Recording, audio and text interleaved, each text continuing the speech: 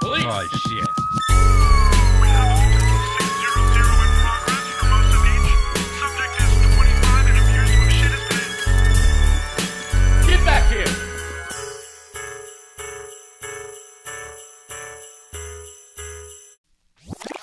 All right, we rolling. Yeah. I would like to thank our new Patreon members. Meet David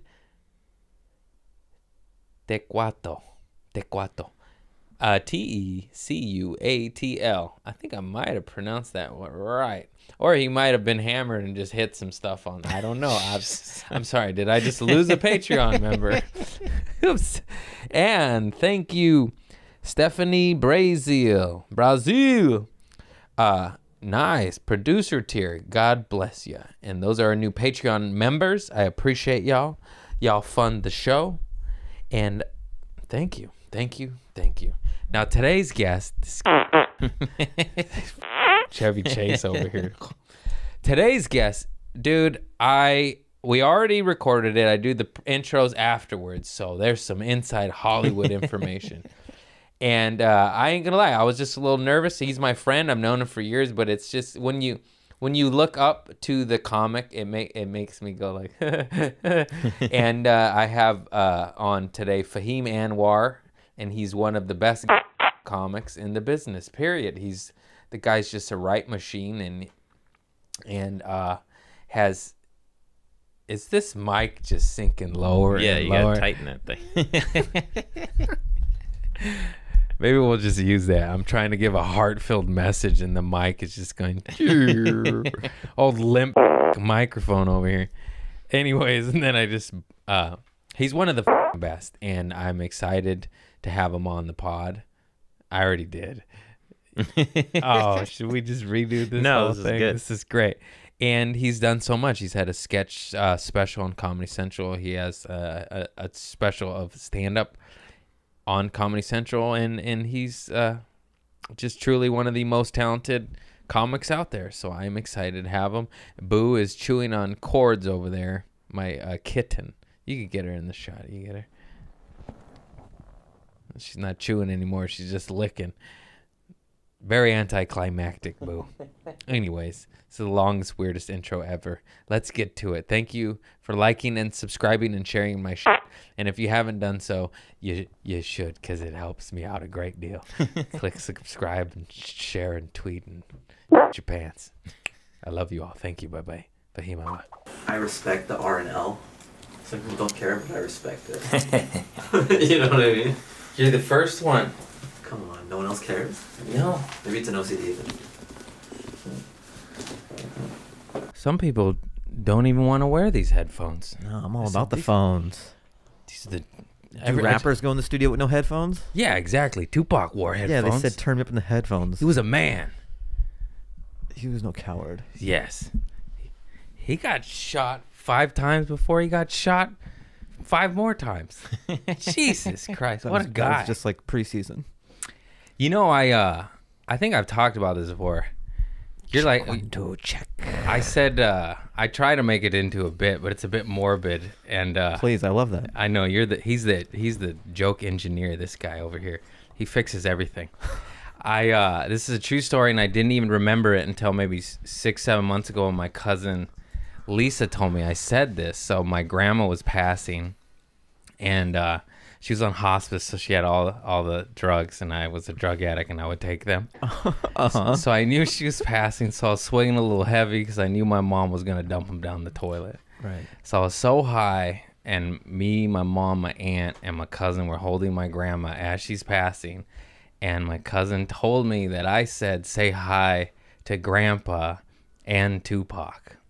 And I didn't remember that until recently, and she's like, I said that? And she's like, yeah, we all looked at you like, what the fuck? And now I just finished the joke with like, I wonder if she said what's up to Tupac. Yeah, while you're there, why not? He's probably around the corner. And my Mexican family who's listening to this probably are going to hate me. It's okay. I love you all. I'm sorry. No, you broke the tension. And Yeah. It's good. It's Gotta a nice laugh. memory on the, yeah. I didn't remember. I always had this thought that it's kind of unfortunate that hospital and hospice start the same, because you get your, like, if you're on your last legs, you kind of get your hopes up because you're like, oh, we got to take you to hosp, and you think they're gonna say patol, Yeah. but they go is. You're like, oh. Yeah, because you get out of the hospital, Yeah. like you are under the understanding that like you probably will, or there's a chance you'll get out. Yeah. Hospice is unfortunate. Like, No. you don't come out of hospice, Yeah. or maybe you do, but it's much more rare than coming out of a hospital. So my Change the words. What I'm trying to say. Yeah, They're too similar. yeah. we're dude. So my grandma went into a diabetic coma for like a month, a very, very long time. They put her on hospice. She was supposed to die immediately. She woke up and requested 2 hard-boiled eggs and a biscuit with butter, and lived 5 more years on hospice. That's like a commercial for hard-boiled eggs Yeah. and butter, paid for by the hard-boiled eggs. She loved those biscuits, man. And yeah, dude, it was gnarly. None of us, we all mourned her, and then we're like 5 years later, it's like, okay, when you gonna die, Grandma? That's so dark. I wanted to do this one sketch where I did like a small part of it in this one sketch that I did where I wrote it where, they always have those scenes in the movies where they're doing the last words, like, tell my wife I love her. Yeah. And just the death is taking so long. It won't. Like, And you just like keep his last going? breath lasts forever. Like, Yeah. and I just prolonged it for like 5 minutes. Where it's like, and then my friend ends up putting like a pillow on my face because he's got somewhere to be. He's like, I got a date. Yeah, like, look, I'm already emotionally invested. Yeah.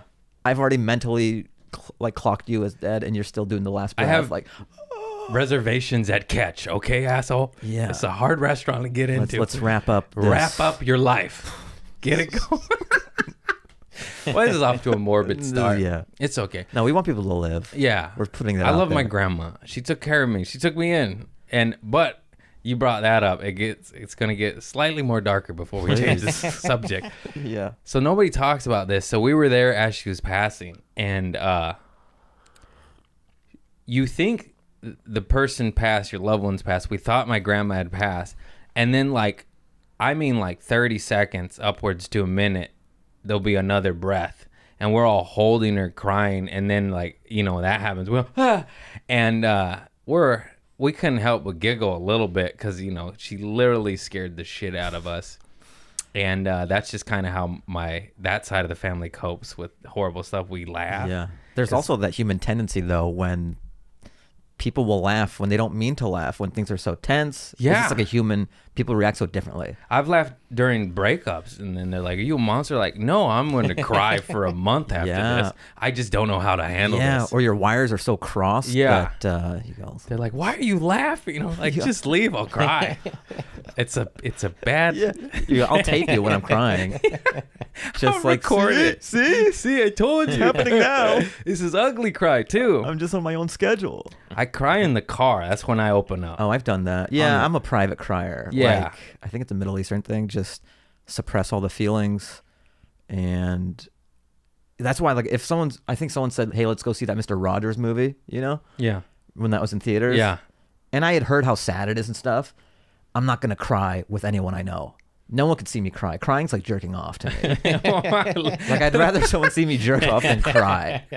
And sometimes I'll be in the theater, and I'm like, I think I was watching Straight Outta Compton, which sounds ridiculous. Did you but cry? Like, the Eazy-E scene, like, there's, for some reason, sometimes things just hit you a certain way. And especially if you pride yourself on trying not to cry for a long time, it's really bottled up. Yeah. You gotta let the parallels of crying and You jizzing gotta are let very- it What? So I'm just in the movie theater, and like I'm next to someone, and so I'm just like, as long as it stays on that bottom lid, and then I'll do this thing. move. I'll do this thing where I'm just looking at the left corner, so like the images won't be so sad because I'm just looking at the left corner of the movie screen. I'm like edging. A lot of work. Just let it out. Just come No. already. Jesus. No, and then also sometimes I've had like a sneaky tear, just kind of like, and I'm like, okay, I gotta wipe this off without someone knowing that I'm touching my face. So I'll be like, we're learning a lot about me. I know. We're having a real breakthrough. I thought I was just doing your podcast, Yeah. and now I'm realizing I have some real walls. You do. You need to cry, man. Cut to the end of it. We're just holding each other, weeping. Well, my dad was never a big crier. The only time I really saw him cry was when I was moving from Seattle to LA, Because Yeah. all of us who aren't from LA, which is almost everybody in the entertainment biz, everyone's a transplant. There's that moment where you pack up the car and you drive out, or you Yeah. hop on a plane. I'm from Seattle, so it was easier to drive. So I graduated college. I had packed up the car and all that, and then, you know, everyone's mentally like, yeah, I'm gonna leave. But then there's that moment when you're like literally leaving, that day and that moment in time where you're literally driving away. And so I'm all packed up. The car's in the driveway, and then my dad, he just kind of like went to the bathroom, like real quick, and like I knew everyone knew, but like, and that was kind of powerful. Where I'm like, wow, I haven't Nice. seen my dad like this before. Yeah, it's a old school generation too. My dad would never like. I think my mom said she saw him cry once when his dog Enoch died, and that was it. But now I don't know what happened. He kind of turned into a softie. He still won't cry for normal reasons, but I swear on my life, like literally Whitney Houston will belt out a ballad and you'll just see him well up. We're yeah. like, what? All that repression. We thought you were racist. No, I'm just kidding, Dad. I'm sorry. I have this theory that dogs are sort of emotional surrogates for, I'll just generalize and say like Middle Eastern dads aren't very emotional and they try to like not cry and all that. But I think they have this soft spot for dogs because they don't want anything from them. They can confide in them and not be judged. Yeah. You know what I mean? And especially the horrors, maybe some Middle East people have seen back home, like, you know, my brother, they executed him for political beliefs. Like, Yeah. you can really let loose with a puppy like this. And if you cry in front of a dog, you're not worried Yeah. about that dog telling other people he'll or lick judging he'll you. lick Like, the tear right up. He'll love you forever. like you're fine the way you are, and you could tell about the horrors you saw back home Yeah. in your country, and then the dog doesn't judge you, and you get to just open your heart. That you can't do that with other people because you're like, are they scheming? Are they going to tell? Are they going to judge me? It's just toxic Yeah, masculinity. toxic masculinity. We're under a lot of pressure, okay? And then if you cry too much, you're a bitch, Then and you're a girls don't like you. bitch. What is it, ladies? Women, you want it both ways. You want the futurist female guy? No. In theory, yeah, but then once you're with him, you're like, I thought I wanted this. Yeah, he cries in the bedroom. yeah. I don't know. I can't get. Like, he's more of a feminist than me, and this Yeah. is odd. I told him to flick my bean, and he started crying. Yeah, he said, you deserve better. You don't want that. You don't want I know. that. I know you're saying that, but you're gonna regret this bean flicking. Yeah. Oh shit. Boo. Boo's tangled up. Boo's tangled. There needs to be more cats in podcast studios. I agree. On my highest viewed episodes are where they interact Yeah. with us because there's so many cat ladies. Are you a cat or dog person? I love them both. I turn into a cat lady, man. I'm trying to convert the world. I I'm do like the God. independence of cats because people will be like, I've got that house in Tarzana, and they're like, oh, you should get a dog. It's just you. No way. But then I think about if I do a gig or if I need to, I like being able to just go somewhere on a drop of a hat. 3 days. You leave Yeah. 3 days. That's pretty cool. Give them some water. You give them a lot of water. But they could, some of people, like, depending on the cat, they could go upwards to a week. Whoa. It's if you're crazy. really pushing it. Yeah. If you want to do like Castaway Cat. Just Tom You Hanks. come back. just with like a tennis ball that they've made to look like you. Yeah. The cat just has yarn around the tennis ball. Made it look like Craig. Like a little backwards hat on the would it be Wilson or would it be Penn? Would it be Penn? Because Wilson's been done. Yeah, it's been done. I know Wilson does volleyballs and tennis balls, but Penn is very specific to tennis balls. So for the purposes of this picture that I've painted, the tennis ball is Penn. We figured it out, boo. My niece and nephew came over today. Speaking of pin, and I found a tennis ball on the ground. We started playing with it, and then my sister's like, "Don't do that. It's COVID." I was like, "Ah," and then we ditched the tennis ball after we played with it for about an hour, and then he picked up a rock, and yeah, you know where this is going, by the sewer pipe. And my sister took it out of his hand and she cracked it open and it was 100% a turd. And my little nephew just was playing with a fucking turd covered in sand. Question She's is, like, "Oh, Thaddeus," and she had to sanitize his hands. did he have a good time though? That's He all that did. matters. He did. And he's so cute. He's like, "That was poop, mommy," and it was just so funny. We're cracking up. And just, yeah, that's That's the life of a child. life of a child. It's your tennis ball reference made me think of that. Right, Bill? Okay, this is where it gets quiet, and I go, "How are you?" Hey, I'm good.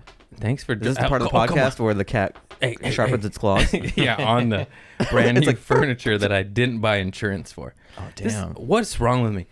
I bought these expensive, nice couches from Living Spaces. They said, Living it's Spaces. a good song. It's very catchy. A lot of places try to do too much Yeah. with their slogan or their theme just song. it. That's it. Living Spaces. The people, it's an earworm. Yeah. And it's stuck and branded. Like, yeah, what's that other one that's terrible? It's like, 82, that's who. no, the one where they do the phone number, but it's so many. It's like 893-259-56725. Like, that's too ambitious. Yeah. That's I don't remember 10 that digits. one. See, that's why it's too Yeah, ambitious. but Living Spaces. 80 and there was another one. Stefan. Called Jack. Stefan. This is West Coast local advertisement, but they made this one commercial and used it for like 20 years. I've been seeing it since I was a kid. That's good value. Wait, what was I So talking about? you bought these chairs from and Living Spaces. Yes, and then the lady said, "Do you want a warranty?" And it wasn't that much more. And it was for 5 years. I think it was $50 a chair. It was for 5 years. And then if you don't use it, you could use it a credit in the store. So it was a totally fair deal. And I went, no. And my girl was like, you should get it. And I was like, no. And then I get home and it covered stains. Coffee. You're drinking coffee. It covered cats. Like if the cat pissed and sliced it up. And then like immediately they just start clawing at it. And I was like, oh, I fucked up. I fucked up. Can I get the warranty? I'm sorry, is it too late? It's too late. Why is that just a guy thing? No, we don't need warranty? it. It's Yeah. it's white. I have cats. You just trust that life will avoid you in this regard. I've been trusting that my whole life, and it usually is a catastrophe. Yeah. Yeah, I don't think I've gotten the warranty on the phone. I will, because that's I say no to Oh, you all say no of to it. that? All of it, even flights. flights. I won't do. No, I trust that I'm gonna fly on this Yeah. date. Yeah. no warranties No over warranties. here. We're flying No very health close to the sun, insurance. guy. Whoa, really? Yeah, But you have a lot of friends. It's so shitty that in this country, our health insurance is just GoFundMe. yeah. And you go, hey, well, what if you don't have a lot of friends? And they go, and you're fucked.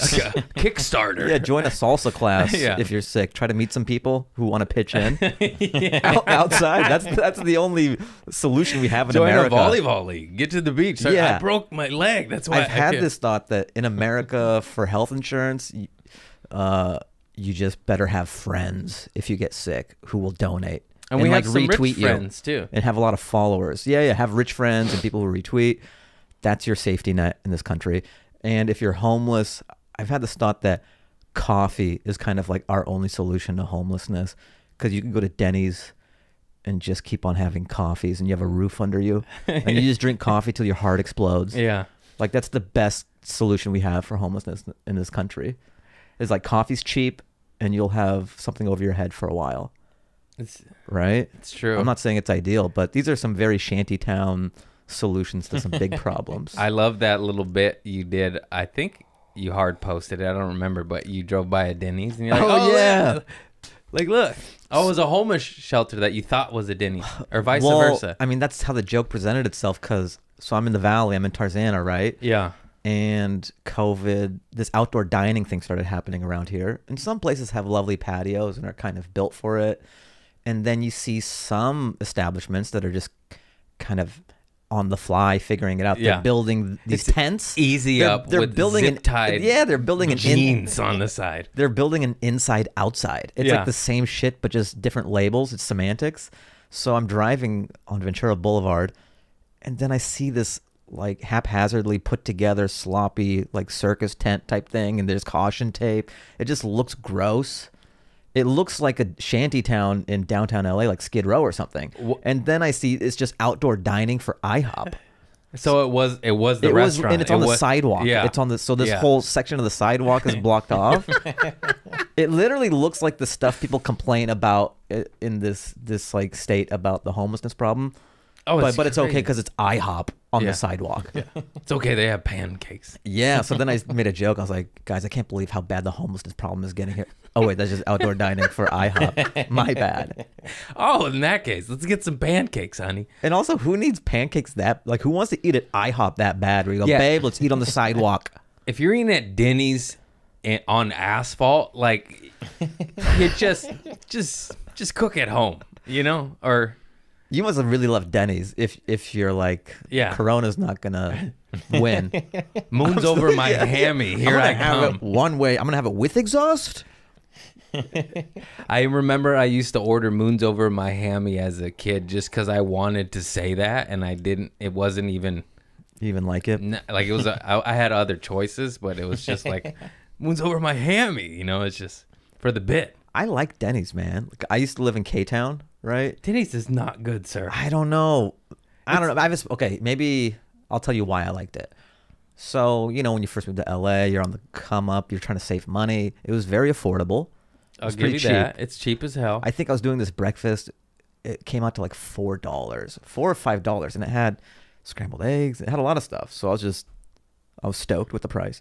And then on another front, they had all these booths, and I just love diners and I love booths. Like, one of my favorite things is just going to a diner, melting in a booth, going through my phone and kind of like writing, and it's like a home office. Yeah. I just eat my breakfast and then have some coffee and some refills. It's like my WeWork.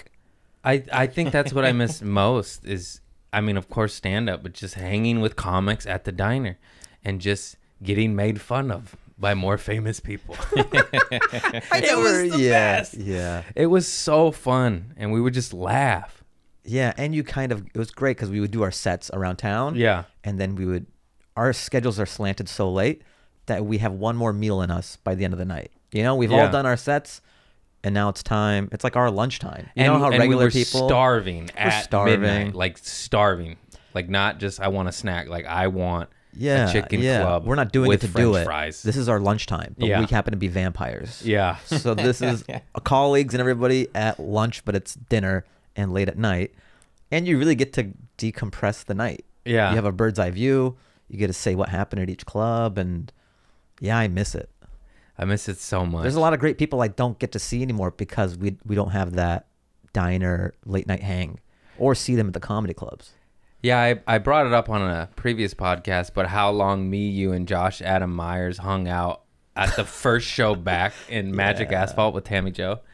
We just stayed because we were like, no, this is it. Yeah, because like when else? It had been so long since we had been let out. Yeah. Like we're dogs or something, and we're not going to leave the dog park. We stayed like at least 2 hours past the show. Yeah. And then we even like moved from one hanging area, loitering area to our cars, and then did another like 30 minutes of riffing. And I just remember you writing a sketch in front of us. Did you ever do it? The guy that like danced, moonwalked? Oh, yeah. No, I didn't do it, but I wrote it in my phone. Okay. How did it go again? Was it the guy who couldn't stop moonwalking? Yeah. He learned how. He's like, like I'm teaching you how to moonwalk, let's say. Yeah. Go, okay, so you do this because you wanted to learn, right? Yeah. So I was trying to teach you how to moonwalk backstage in the driveway or whatever. So I'm like, okay, toe up, slide it, switch. And then I just thought it'd be very good. I thought it'd be funny if like, okay, yeah, learn it, and then you go, oh, it's happening, and then you just keep, how do I stop? And I'm like, you just do it, and then the sketch would just follow you forever, just like through traffic, like, how do I? I just see him on like the Great Wall of China, just like through the whole Oh earth. man! And then there's two guys with glass. guys, get out of it. Oh, that's right. The glass. That was the big finale. Yeah, or maybe you're about to get hit by a Mack truck or something. People are getting married. You just get I now pronounce you. See, this is the stuff. This is the stuff we miss. Yeah, I can't do that at home by myself. No, I need you it guys. doesn't happen. I could, but I'm just a I fucking need lunatic. to teach you how to moonwalk. I'm just talking to my couch. Oh man. Yeah, so that was a lot of fun, just catching up with everybody and just doing dumb shit like that. Yeah. Those shows are so funny because talk about, I say this with love, what an awful thing performing to a vehicle is, and then cut to it's the only thing and you love it and you're like, oh, give me the cars, please, for the love of God. because we're used to live humans sitting in a small shoebox. And yeah, it's amazing when things started to open up again. All the shows that were available to us, if you had pitched those shows to like Craig or myself pre-COVID, we'd be like, fuck no, this is you're terrible. insane. This is the You're worst show insane. in the world. Comedy can't work like this. Why would you even waste my time? and now it's the And only you'd be like, places. how soon can I perform? Yeah, like, okay. That was great. Yeah. Oh my God, I can't believe I almost didn't bring this up. Yesterday, I did Tammy Jo Deeran's Magic Asphalt at the Magic Castle. Go to it. That is a fun show, though. It's a fun show. The only COVID compliant Yeah. show in Los Angeles. And Eliza Schlesinger is on stage closing it out. And the cops get in a police chase and corner the assailant in the driveway of the Magic Castle. Helicopters, guns drawn, loudspeaker. Eliza, like, she couldn't even, she talked about it. She's like, I couldn't, what am I, how do you deal with that heckler? You know, and she just literally just did her act and just had to. Just plowed through. A she of course addressed it, but then Sure. it just kept going. Like, yeah, Just like I was at Ralph's the other day. yeah. Don't move. I'll fucking blow your brains out. This Trump supporter flipped me off. Yeah. And we were laughing. I was just like, oh, I'm glad. And she did like 30 too. I was like, That is kind of, whoa. it's funny for us as comedians. Yeah. Because you almost have that sympathy pain for them, and you're glad it's not you up there during Yeah. it. But you can just appreciate how awkward this is for them. We're like, that's funny. Dude, another time it happened pre-COVID in the club, but it was New Year's Eve. And it was, I believe it was Ruben Paul on stage at the Long Beach Laugh Factory, right where Long Beach does their fireworks show. Yep. This motherfucker, like, he made it funny. He's a pro, you know, but then, you know, it's was like his whole set, you know, and it sounds like a war zone. And then he's just like waiting it out, and it's just only so much you could do. You can only make so many firework riffs, you know, and then you're like, okay, all right. Before the audience is like, yeah, we get it. There's fireworks going off, but Yeah, and to the performer, you have no idea what that's doing to our mental you have state. a timing. You're like, what's the next bit? You just- And it's just it's like being heckled by. And all the Fireworks. comics were dying, just enjoying it. He's literally like, Yeah, because you don't envy them, you know. And it's like people love that shit when your friend gets sandbagged. yeah, it's the best. That's why Impractical Jokers is so funny, just because like their friends just sort of saddling each other. Yeah, man, those guys sell out arenas. God, that's Such a crazy. big show. Yeah, Damn, we need to start Impractical. yeah. We need to Jokers. prank each other, dude. It's I'm gonna be not a pie. big prank guy. I am a prank guy, but I'm not a prank guy. It's like I don't. I'm not really a prank guy. I've talked about this like on my pod, where I just go like, my biggest pet peeve is those like prank couples. You know, you'll see them on Instagram and YouTube, like, she doesn't know. Hey, babe, no, I cut your hair. And it's like, it's so fake. And also, sometimes it's like really cruel. Like it's fucked But up. you shit. could tell, like, the acting's so bad, you know that Yeah. they're both, but it gets tons of views I've because seen people don't care, I guess. I've seen the same couples on Facebook. It levels and is even worse. Yeah. Like the prankster. For some reason, the Instagram couple that pranks is a little bit better quality than the Facebook couple that pranks. I don't know why, but I got caught and I was like, how does this have 8 million views? Yeah. This is fake. She's not sleeping. I saw her eyes wiggle. I know. And People yet don't care. I added the view. I added one Oh, more view. But that was a hate view, and Yeah. that brings down the real views. These fucking guys. I think people want it to be true, so that's why they watch it, or they're able to forgive obvious tells that it's fake. Yeah. If it was Daniel Day-Lewis playing pranks, I'd be like, "Fuck, That's they're really pranking each other." he killed that If it guy was for Nicole oil. if it was you know? Nicole Kidman and Daniel Day-Lewis pranking each other, Yeah. I'd be like, "Why are they pranking each other? This is Are so they married riveting." now? No, but they're great okay, actors. okay. I was like, what? Nicole Kidman's great. Yeah. Oh my god. Daniel Day-Lewis in There Will Be Blood. I mean, come on. Yeah, so good. Talk about nailing the hateful white man.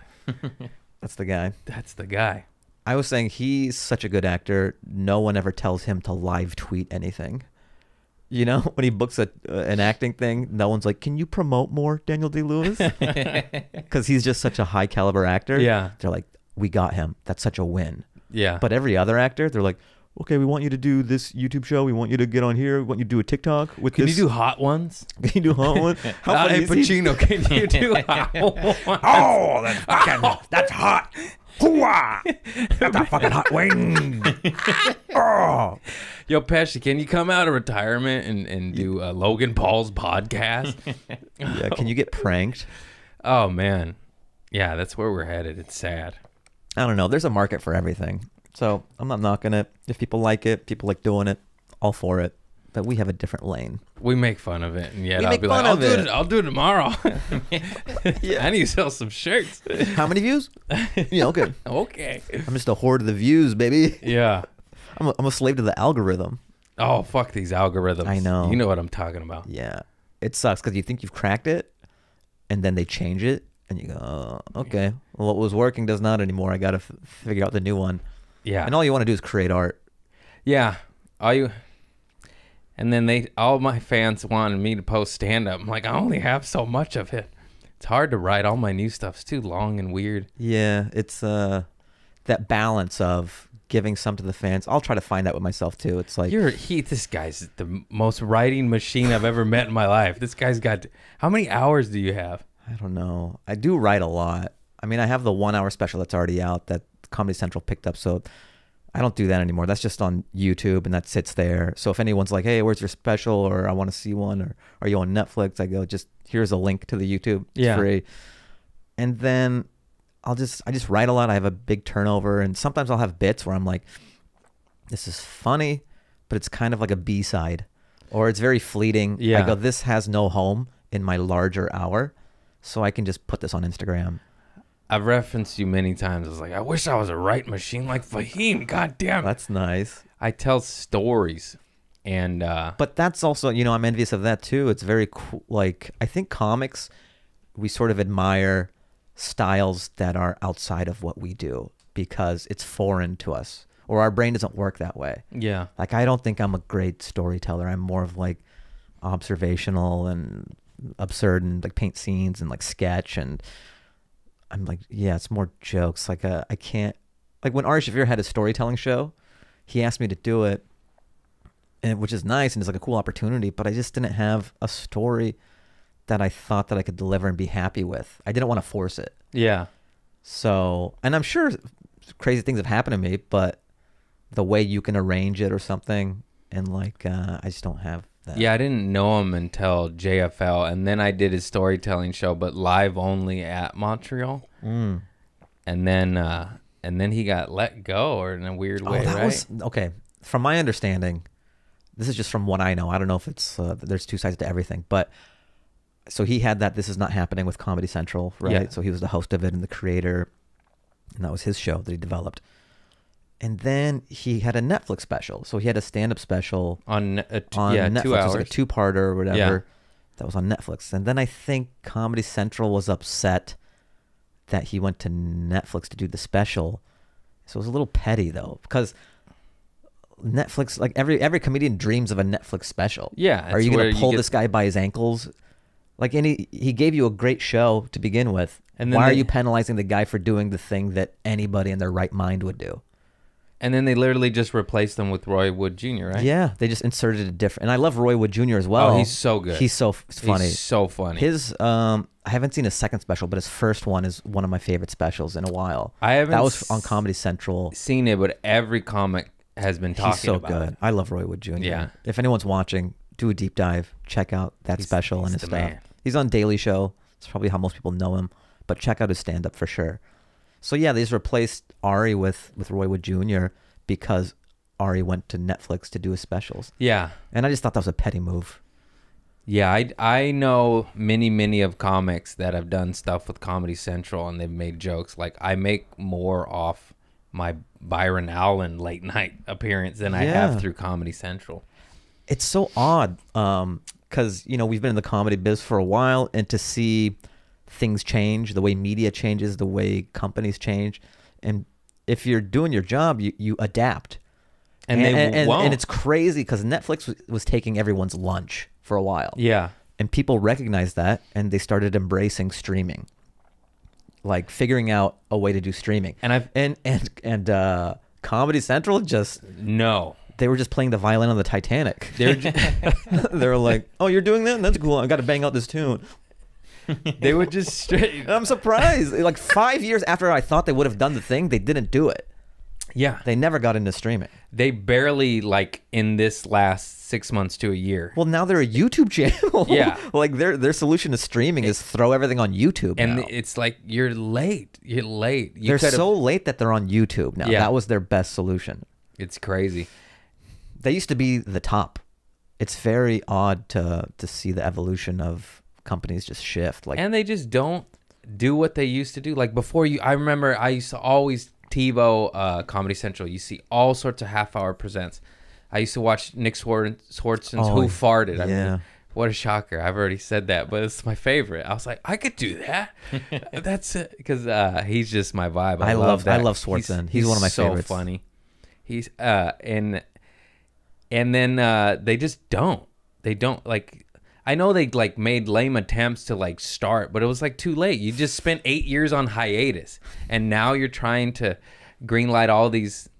There's Yeah. always comics coming up out of the ooze. I noticed a shift though too. I think they were sort of the tastemakers of stand-ups of who they really had their ear to the street, and they broke a lot of great comedians, and they were known for that. And then there was this shift where they just started propping up like serviceable people in their 20s, like young, like 21, 23-year-old. It wasn't about the best comedians anymore. It was just like, who's young and doing comedy? Yeah.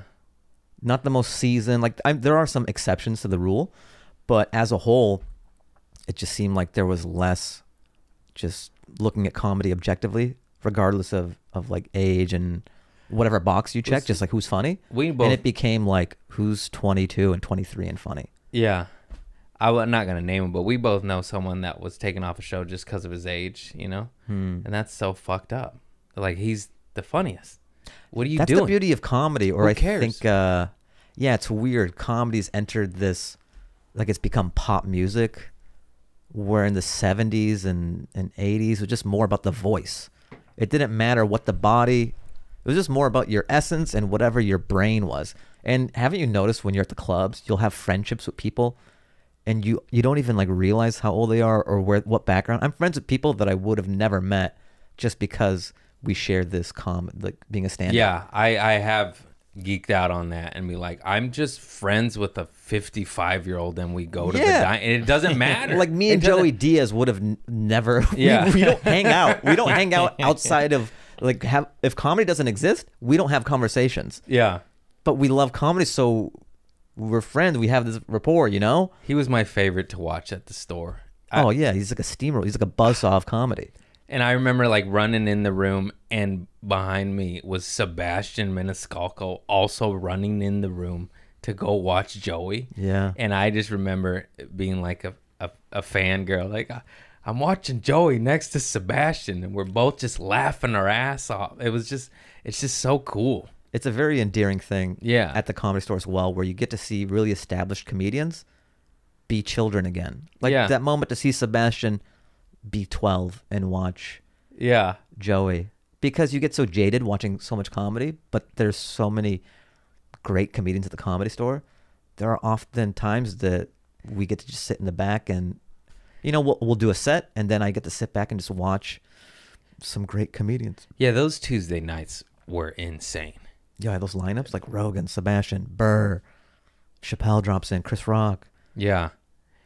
Back to that age thing. But someone tweeted this. I believe it was Marcella. And she said Bill Burr didn't get his first special till he was 40.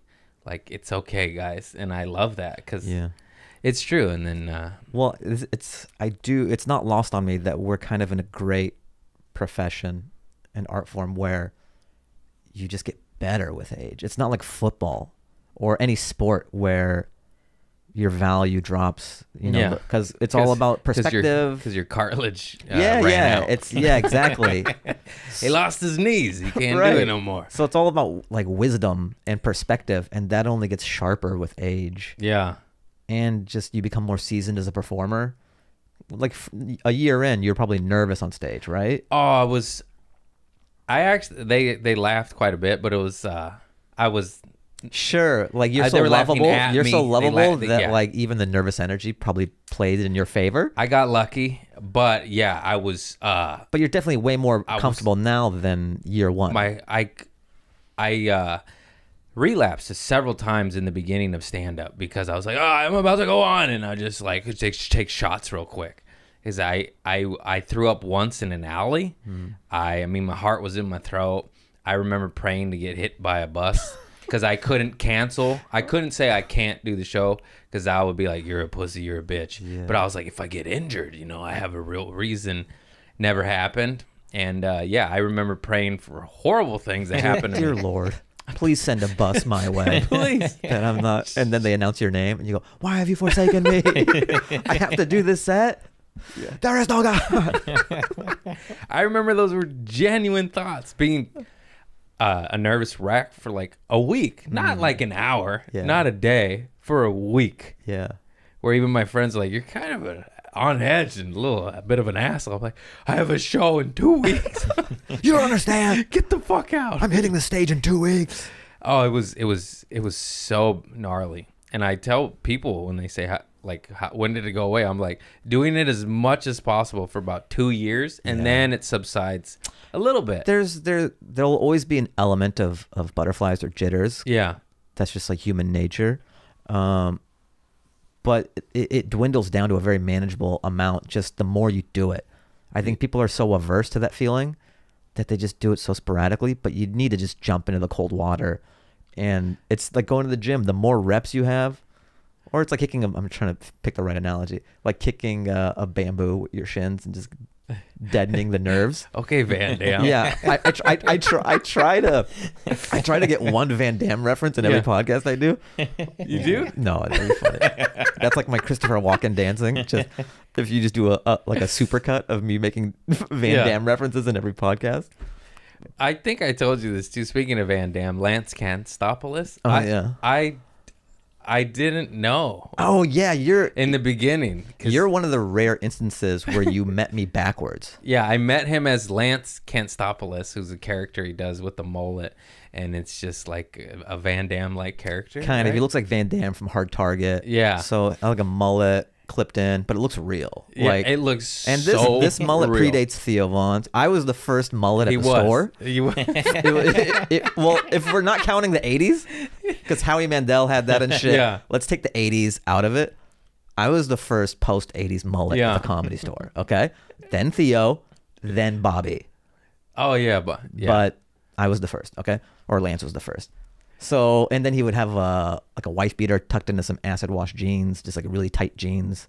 And then they would announce Lance Canstopoulos, and they would play house music. Dance, dude. And then Lance would like dance for 30 seconds up top, like hard. And spit water on the crowd. This is pre-COVID. And this is also not really Fahim's personality. He's not a spit water on the audience kind of comic and dance. He was my Sasha Fierce. It was great because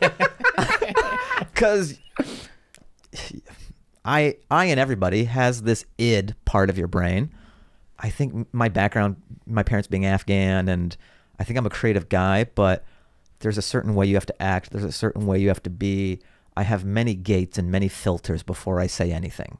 Yeah. I'm very measured in the way I speak, and I'll have funny thoughts, but I allow myself to say them. But Lance is just, all those gates are open, and it's pure id. And it's improv. So there's no material. It's just, he dances for 30 seconds and he's like, anybody have any questions for me? Just like shout it out. And it just becomes a Q&A. So people just start asking questions to Lance, and then it's just fucking around with and it's beautiful because it's in the moment. They know there's no written material, and it's like jazz. I remember you were getting some like prime time, like 10:30 spots at the Comedy Store. That's inside information, right in the middle. Yeah, like the shows at the store, the lineups, the way they're designed is like they go up, and then it gets late at night and it starts to taper off. Yeah, it's just after 2-3 hours. It's a different show every 15 minutes. Yeah, and I would always go up by design, like right after the peak, like 1 or 2 after the peak. Because then it's just sort of, they've seen a lot of great stand-up, and then this is like coming out of nowhere. It's very left field.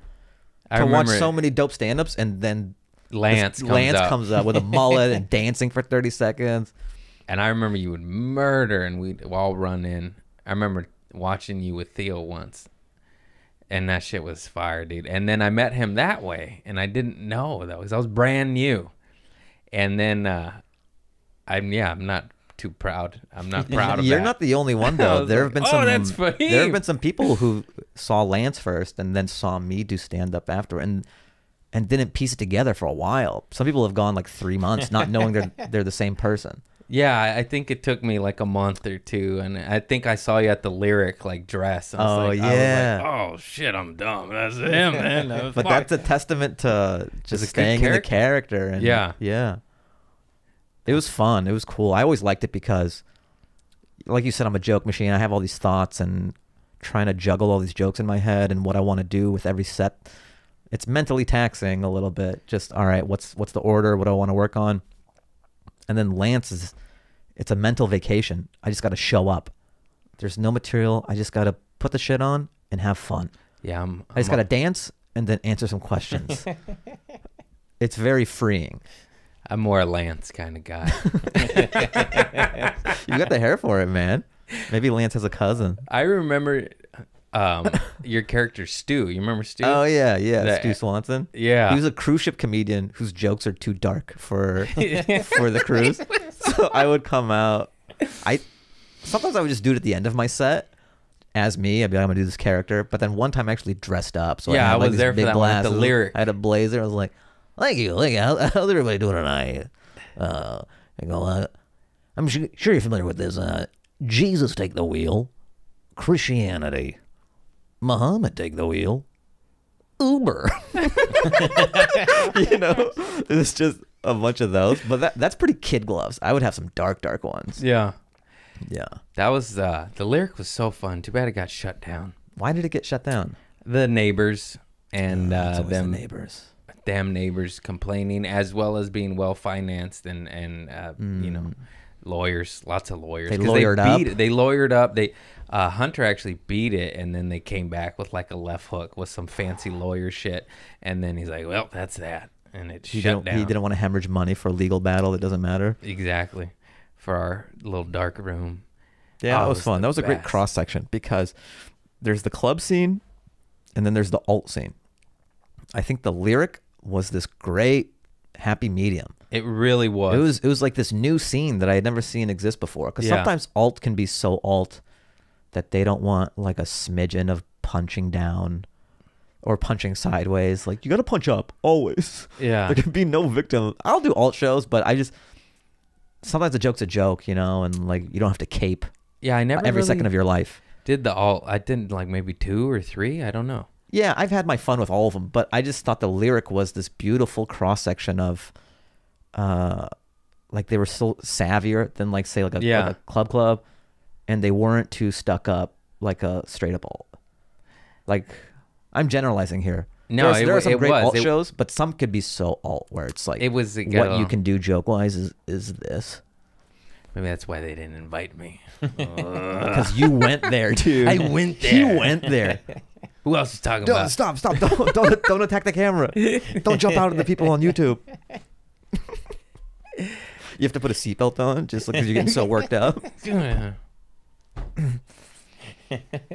Oh, I did Lance because I didn't do him for 2 years, and I did him right before the shutdown. I brought him back. Yeah. I didn't think things were going to shut down. It was going to be the return of Lance. And Where'd you do him at Comedy Store? No, yeah, Comedy Store. Yeah. So he came back and like it was beautiful. It's like didn't skip a beat or anything, and it was so fun. I was so excited to bring him out again. I think Jeff Scott taped it, Nice. so it's on YouTube. The last set before the pandemic, and then that's the last. I mean, I would have loved to be able to do him more, but everything's shut down now. I'm gonna do some weird improv characters. It's fun. That's the other thing too. You forget. We do so much stand-up. You think that you just have to do comedy a certain way. Like you have to just stand in front of a mic and do these jokes. But you forget that a microphone on a stage is like a very blank canvas. You could do anything. You could do anything. And some people harp on the store, or they like to think of it as so clubby or whatever. You know how in politics like, you wrap around so much you become the other thing? Yeah. like you become so right that you become left. I think that's what the store is as well. Some people will see it as like very, very clubby, but there's a lot of like Jim Carrey came out of there. People forget that there's a lot of experimentation that goes on there. Yeah. And like Lance was born at the store. Like Yeah. I wouldn't be able to do that anywhere else. I started in improv. I did the Second City in UCB, and yeah, I was weird up there. Dude. Yeah. Did you like it? I loved it. Was every character Craig? You go. Yeah. All right, this is a gardener. Yeah, I'm a gardener. Here's some carrots. All right, this is an astronaut. Yeah, his space is weird. The moon is cold. All right, I'm gonna be a race car driver. You see me going around so fast? Man, I was driving around so fast. Yeah, I in the beginning everything came out as a Southern woman because I was so nervous and scared and I could not be anything but that, to where the teacher would yell at me. They're just like, "Don't do it," and I'm like, I'm sorry. I got kicked out of class a bunch because I was too stoned and people didn't want to improvise with me because I was still drinking and smoking at that time. And I was the wild card for sure, but when I hit, it was a hit. It was a hit, dude. It was worth it. Like it was almost worth it for all that just to connect. People dream of hitting that level. I fell by I struck out by 80%, but when it hit, man, oh my god! You had a batting average of 0.5. It was grand slam or fall on my face. Those were the only. Oh wait, that's actually a really good batting average. 0.5. Oh yeah, that's 500%. Yeah, that's great. 0.050. Yeah, there we go. Yeah. Sorry for my stats, people. I don't want to anger them on YouTube. It was fun, and I miss it. And then I just met Grat Lyon, and he told me to go do stand-up. 'Cause I always wanted to. I was just scared. That's why I was in improv. And then it's just really hard to get good at both when you're not rich. Yeah, I found that even just time-wise, to dedicate your time. Yeah. I just don't think there's a lot of people out there who are sublime at stand-up and improv. Yeah. There's people who are serviceable, but I really think you need to dedicate your life to one or the other. You do, man. It's very rare. There's only so many. I can't even think who's a master at both. Like maybe Drew Carey. Oh, does he do improv? Or does he just say, do this? And No, go, bing? he's actually a master. Oh, yeah? Yeah. He does long form. And, but literally, I can't even. There's probably like 3 or 5. Got a runny nose. Wait, what was I going with this? Improv and stand-up. Oh yeah, I just I prayed that this is what I prayed for at that moment in time. I was like, man, I wish I was a trust fund kid. Then I get money, and then I would do improv all day, Monday through Friday, go up all the schools, and then I do stand up at night. But I always worked at Trader Joe's, and so I just did stand up. I think you're just built for stand-up. Yeah, and even I thought about it when because the reason I got into comedy, I just loved SNL growing up, and I was like, how do people get on the shows, stand-up or is improv? And then I researched both, and just, you didn't have to take classes with stand-up. You know what I mean? Like improv, you have to pay money. You have to take these classes. You have to climb the ladder. It just seemed like a lot of bureaucracy. And then what I found out, like even when we would try to do improv without the structure of the school and paying, it's hard and people flake. Where stand-up, you're on your own, and it's just you, and there's a microphone, and you could go by yourself or with 8 friends. It doesn't matter. It's beautiful. It's like golf. You can play it by yourself. You don't need anybody else. You can get good, and your success is determined by how much time you put into it. You don't have the excuse of like, well, I didn't have people who wanted to do improv with me. Yeah. You didn't have as many variables as to why you're not doing what you should be doing. Yeah, I don't regret it, but I do. There's a part in my soul that was like, you should revisit that. Just for you? That. No one's asking for this? Yeah. No. You go, I just imagine you like kick down the groundlings door. You go, I'm back. Everyone's just like, we didn't let you in the first place. Who is this guy? Who are you? We sent you know. You know. We sent you to UCB. You were too weird for us. I just remember. Too weird for the groundlings. That's the they're all about characters. Because what you said earlier, everyone was transplants. I was the only kid in LA, and they were just like theater nerds. Not to be mean, but they were. 95% of them were theater nerds, and I was this guy that just hotboxed a joint in my car and never had done a lick of any of this, and was just like, here I am, Sally. I almost feel like you had lived too much life to do improv as well. Yeah. You know what I mean? It was a sheltered environment. Just like your story and you're getting clean and all that. And I think that's more conducive to stand up to draw comedy from. Because how do you inject that into improv?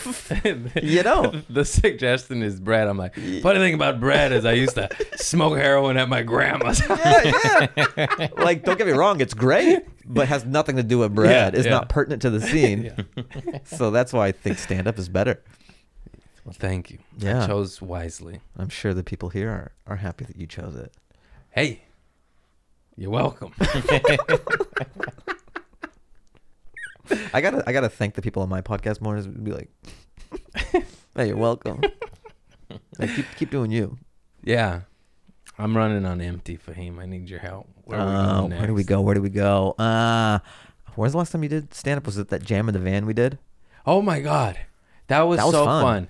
That was the first show that's felt normal in a long time. We did a show, Jam in the Van, outdoors. Socially safe, distanced. Socially distanced. Everyone has their own cooler full of stuff. No servers, no touching. You just sit down. Yeah, the mics are wiped down. That so show we feel was safe. so fun. Oh my God, yeah. I prefer bodies to cars. The cars were great. Tammy Joe puts on a fantastic show, but there's just so much more you can learn from faces Than headlights. than a grill. I mean, don't get me wrong. I love cars too. Yeah. I don't want to do any cars slander. Pixar's great. That Jam, those people do it right too. They gave everyone weed. Yeah. I was just saying stuff about weed that I normally never talk about because I have a lot of experience with it, and it was hitting. I was like, you guys. Also, they were just so happy to be out. Yeah. Everyone was crushing because that show was a little too long, and even. You know, but there is this thirst for. Think about the vacuum for entertainment. Yeah. People are just at home. They're holed up, so haven't you noticed? There's this goodwill. There's so much more goodwill when you're up there as a performer, just because they're happy to be somewhere. Yeah. They're like, I'm out of my fucking house. Yeah. I've been locked down for too long. What else can they do other than go to like a house party or something, which they can go to not even great. Illegal house parties, which I just like because they're illegal. Sure. It's like, yeah, it's exciting. My dad's been going to an illegal bar just on the inside. Yeah. Fan. I was gonna say, where is this? I don't want to give it up, but a fan sent me a message. I just took a shot with your father. And I was like, what? You go, I get this text all the time. Get in line. Who hasn't? And then I was like, he always found the bars that would do that, you know? I remember growing up going to this one bar that when the no smoking, they just said, fuck you. And then smoked in the bar for like 10 years after the law. Jeez. And anyone who came in who complained about it, they're like, get the fuck out. And they kicked them out. They're like, this is a smoking bar. And now my dad's going to a COVID bar and they're just indoors, no mask, taking shots. They're actually making out. You have to make out with. Yeah. And whether you're into it or not, it's just the rules. You have to. They're building herd immunity at this bar. And it just made me happy, like that he's doing that. I don't know. I know it's not safe. It's the American spirit. Yeah. I think that's why we're having such a hard time with it in this country, is that culturally we're not built for greater good. We just have 6 shooters and a horse. Yeah. And we're like, don't tell. We're all just a few steps away from that. Just don't tell me how to live my life. Pew, pew, pew. I can't wait. I do what I want. I do what I want. Yeah. Yeah. But in China, they're like, what do we got to do? All right, cool. You're going to spray me down with the anti-disinfectant hose? Yeah, whatever.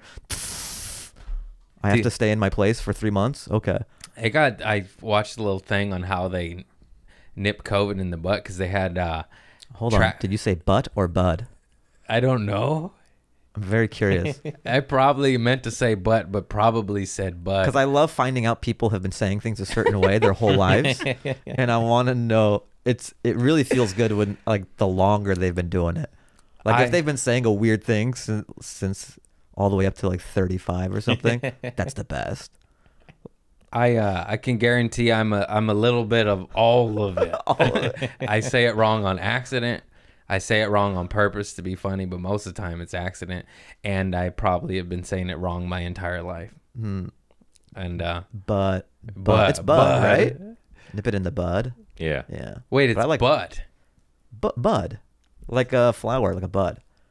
You think it's butt? Oh, yeah. Well, there you go. Yeah. That's funny. I wonder if I'm the only person in your life who's caught it because you say it so fast, or if everyone else is too nice. I have no idea. Well, there's one. That's funny. I was actually trying to say it the correct way. Like, I thought bud was incorrect. I think in the comments, let us know whether it's bud or It's butt. It's bud. You guys are teaming up on me. It's two on one. No, but they're great. They had like cameras with temperature trackers and face analyze shit, and they'd be like, "Oh, he's got it. Lock down you." And then anyone that was in the coffee shop, stranger. Yeah. This is crazy. Yeah, all that tracing. I don't like that. I'd rather get it and I'd rather be on a ventilator. I don't give a shit. oh shit, my uncle's on a ventilator right now. It's okay. He'll be all right. Yeah, he'll be okay. Yeah. He's on a ventilator. Like is he on a ventilator? Yeah. Oh no. He'll be okay though. Yeah, he's doing Because better. I think it's been around long enough where they know what to do, hopefully. And at least he's on one. Because some people, there's not enough beds and they can't even get seen.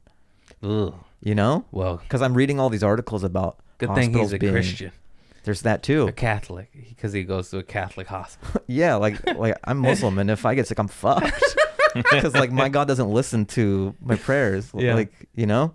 Bastard. Like I don't have that Jesus power like you Yeah. guys have. Jesus, he listens, man. He listens. He walks on water. That's a guy.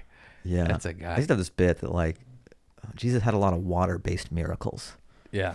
You know, like walking on water, turning water into wine. What if, like, he was a magician? That was like a shtick. Like, he's just really good at water. And someone was like, "Hey, Jesus, why don't you turn this boulder into a goat?" And he's like, "Let's go down to the water." I got some cool shit that I can do with the, the water. Have you seen this river over here? It's Yeah, gorgeous. yeah. Watch Is there a this. body of water near here. No, I hear you on the boulder goat thing, but there's this other miracle that I think you guys would really like. Like, he went to a magic shop in town, and he's like, "What do you got in the way of water?" He goes, "The name's Jesus," and he goes, Oh, man. Yep. "Yeah." That's it, man. Oh man, I didn't even crack open my water. I know. Where's my water? Dude, this is the good shit too. Alkaline and electrolytes. That's for my guest. I get tap water right here. Really? Why don't you treat yourself? Fluoride. Nah, it's for the guest. Well, I feel bad. Do you want some of mine? Yeah, please. And then after this podcast, it says everyone got COVID. We In all this got podcast, everyone in the room except for Boo got COVID. Cats are immune. Boo's asleep on your jacket. She always falls asleep on articles of clothing. It's a comfy jacket. I've slept on it many a time. It's that tweed. That tweed. Yeah, Yeah. dude. Yeah. So that Jam in the Van, that seems to be the only show in town. And Tammy. Oh yeah, and Tammy's. 2 shows. 2 shows. Jam in the Van and Asphalt Comedy. Isn't it odd that a comedy epicenter has been stripped down to 2 shows? Yeah. That's it. There used to be tons of shows around town. I can't believe we do both of them too. Yeah, we're pretty amazing. We're pretty We're awesome. titans of comedy because Yeah. we do these 2 shows. Watch out. That's so crazy that there might just be like an A-lister comic that's not in cahoots with those producers, and we get... And they don't. They could if they wanted to. I've noticed this thing happen as well. I think we just love stand-up a lot, and I just have this itch to get up and try these ideas out, and I need to do it. But I think there's some people who kind of do stand-up recreationally and just do it if it's easy. Yeah. Even some of the celebrities that came back to the store, you know, there's some who really put in the work, but then there's some who just do a victory lap. Yeah. You've seen it, right? Yeah. Like, it's packed, they come down, it's easy for them to get up. So if COVID happens, they don't have this burning in them to like get up. They're just like, it's not worth it. I don't really want to get up. And, Yeah. But like Burr's out there I know. because it's burning in him. Yeah. I saw him on his first show back where he drove. You were I was there. Yeah. Yeah. That's right. That's such a great That was story. so epic. That was so epic. You And told them? Have you told? We could tell it again. It's worth it. Sure. And besides, you probably tell a little more accurate than me. No. I just remember him driving off a car and the guy cussing at him, right? Yeah. So And the then- thing is, Burr. What's great about Burr is he pushes buttons and he tackles issues that are hard to tackle. It's very high hanging fruit. And he'll lead off with it. Too. Yes. He'll say like some gnarly shit and people and will then be defend himself, and by the end of the bit, you're loving it. And that's what's great about Burr is it's almost like a lawyer stating the case that no one is into, or it sounds like something you can never say. like, yeah. And then he breaks it down beat by beat where you kind of see it in his perspective. That's his power. That's his And power. It's so good. Because And- you're like, whoa, how are you going to get out of this one? Yeah, And by he'll- the end, it's a plot break. Totally. You're like, yeah, fuck women. No, I'm just kidding. That's his bits. He digs a hole and gets out of it Yeah. every time. But the thing is, there had been so much time since he had done stand-up. This is his first time back in months, I And think. it was Cars. And it was Cars. So It was his first set in 6 months, he said. yeah, so long. And he's not just doing like silly stuff that anyone could get behind. These are some like hot button issues. And if you don't have the timing, like if it's a little, dude, the longest I had ever taken off pre-COVID is maybe 2 weeks. And then you feel kind of clunky coming back. Just like, where does this go? What's the timing on this? I forget how this bit goes. That's in 2 weeks. 6 months. So he's doing this really edgy joke. And then I think the timing's a little off. And if you say something controversial, you got to have the thing right after it immediately to kind of put everyone at ease. And I think he was like, it was just a little more clunky because he had taken 6 months off. And then the girl went nuts. Someone right? took offense to it. You Yeah. know? So some girl was like, I forgot what she said, but like some heckle thing, like, nah, nah. And then they started honking. Yeah. right? Then the boyfriend was like, yeah. He was chiming in. And then he went real aggro and he was just like, fuck you. And No, he went, and then Burr goes, yeah, why don't you take your nuts out of her purse? Yeah, I remember that line.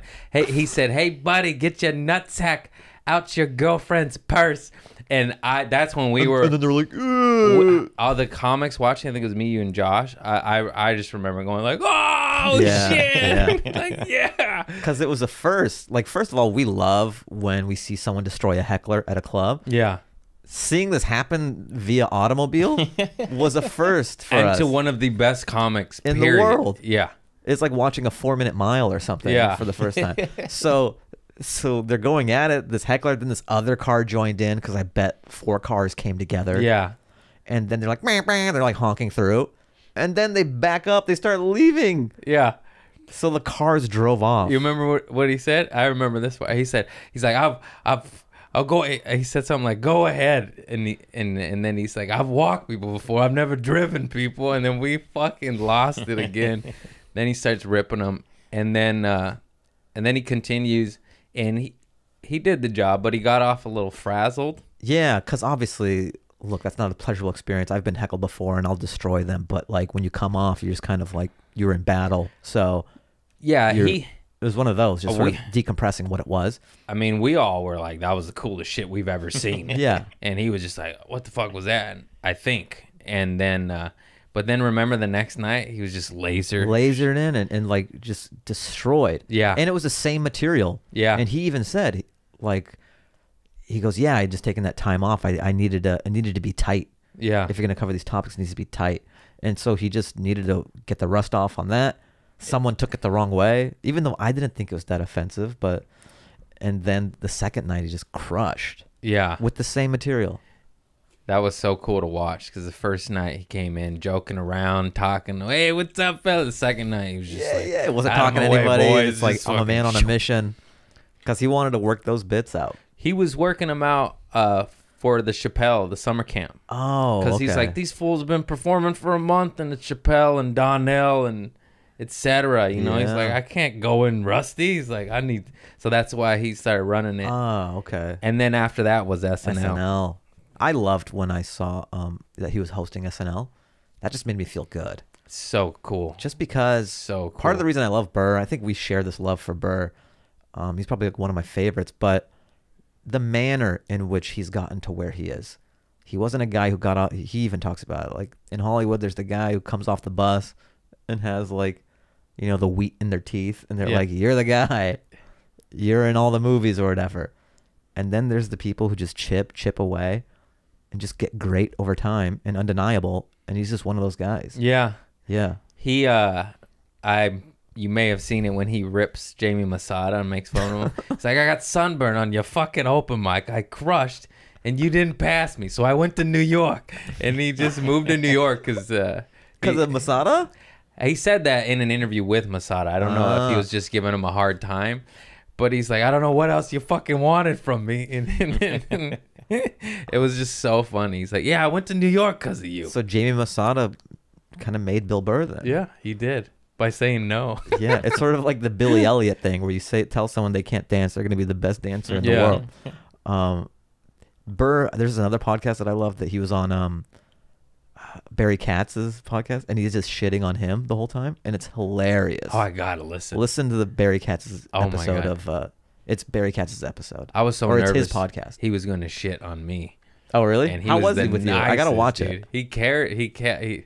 I was nervous, and I even had notes for the first time in my life. And no, he was just the coolest, dude. That's cool. I want to ask him to do mine. I'm like, I kind of had what you had, where you have these guys, and we'll talk and stuff, you know, at the show. And he's even given me a shout out in an interview. Yeah. Where you're surprised. You go like, I'm surprised you even know who I am, or Yeah, dude. you know, believe me, that was the most mind explosion. He flagged me down in the hallway at the Comedy Store, and I was like, what? You saw my shit on the internet? Yeah, you just don't think that you exist to these people. Yeah. So that chasm between you and them, it's hard for you to say, hey, will you do my podcast? Yeah. Like, because they've done SNL and they've done all these things. And No, just Josh, I've said it a bunch, but who cares? Like, first of all, he said, do you know him? And I was like, yeah, he likes me. He told me. Yeah. He's like, and then absolutely, yes, ask him. He, you know, if I would have said no, he would have been like, no, are you fucking nuts? You have to build a rapport and a relationship. I guess I do know him. Like, He wrote about you in an article. Yeah. You can ask. And then I did his sketch show for Quibi. Oh, nice. So, and this was kind of when people were like, is Quibi existing anymore? It was on his deathbed a little bit, but it wasn't official. But we were shooting this sketch thing, and it came out pretty good. I've only seen a little bit of it, but now Quibi isn't a thing anymore. So I think they're going to recut it, and maybe it'll go somewhere else, maybe Netflix or a different home. Yeah. But that was cool just to say like, hey, can you do this sketch show? Nice. Yeah. And I love sketch. And of course I love Burr. Like, they let Bird do a special on Netflix, and then a Quibi show, and then a Comedy Central show. Yeah, play He didn't nice. take his show away from him. Yeah, I don't get it. It was petty, is exactly what you just said. Just like, And it's only going to bring more eyes to the Comedy Central shit. it's a bad look. It's bad for business, and I think it's just speeding up the sinking when you make moves like that. Yeah, it'll make all the big dogs be like, oh, he's my friend. You treated him like shit. Yeah, comics aren't gonna like it, and then they're not gonna want to do business with someone who's like that petty. Yeah. But unless Comedy Central throws a lot of money my way, and in which case you're completely in the right, and he should have never jumped ship. And where's your loyalty? Yeah. Yo, I know how to play both sides. I'm in Hollywood, baby. We did our sketch show with Comedy Central at GOATFACE. Yeah. They were lovely with us. I remember I've seen your billboards everywhere. Yeah, so cool. that was really a cool moment where you're just driving and you see your billboards. Yeah. That's such a mind fuck. And it's great. It was in New York too. I think we were in Times Square. We had that, and then around LA, the LA area. And then it came, and it was very cool. Like it was a 1 hour sketch special. Hasan Minhaj who's on Daily Show. He was in the sketch group too. It's YouTube stuff that we used to do, and then we finally got to do Asif, Aristotle. Nicest guy ever, Asif. Yeah, Asif's great. He's like books everything. Yeah, He's he acting does. in everything. He's in Mandalorian. He's gonna be in WandaVision and sitcoms and movies and Disney. Yeah, and if you see his face, you'll know him. Just you're like, Asif Ali. I've seen that guy in 90 commercials. The most, he's the most famous, unfamous guy. That's not a shot. I love him, but you know what I mean. But that's the sweet spot. I would love to be. Yeah. just be in everything, and then you're not hassled, you're making good money, and you're working. And you could go to Trader Joe's and buy your groceries and That's the not be litmus test. harassed. Yeah, that's true. God, what a nice guy. He texts me every Thanksgiving. Happy Thanksgiving, Craig. I thought I was the only one getting those. Fuck you, Austin. Aristotle's awesome too. Yeah.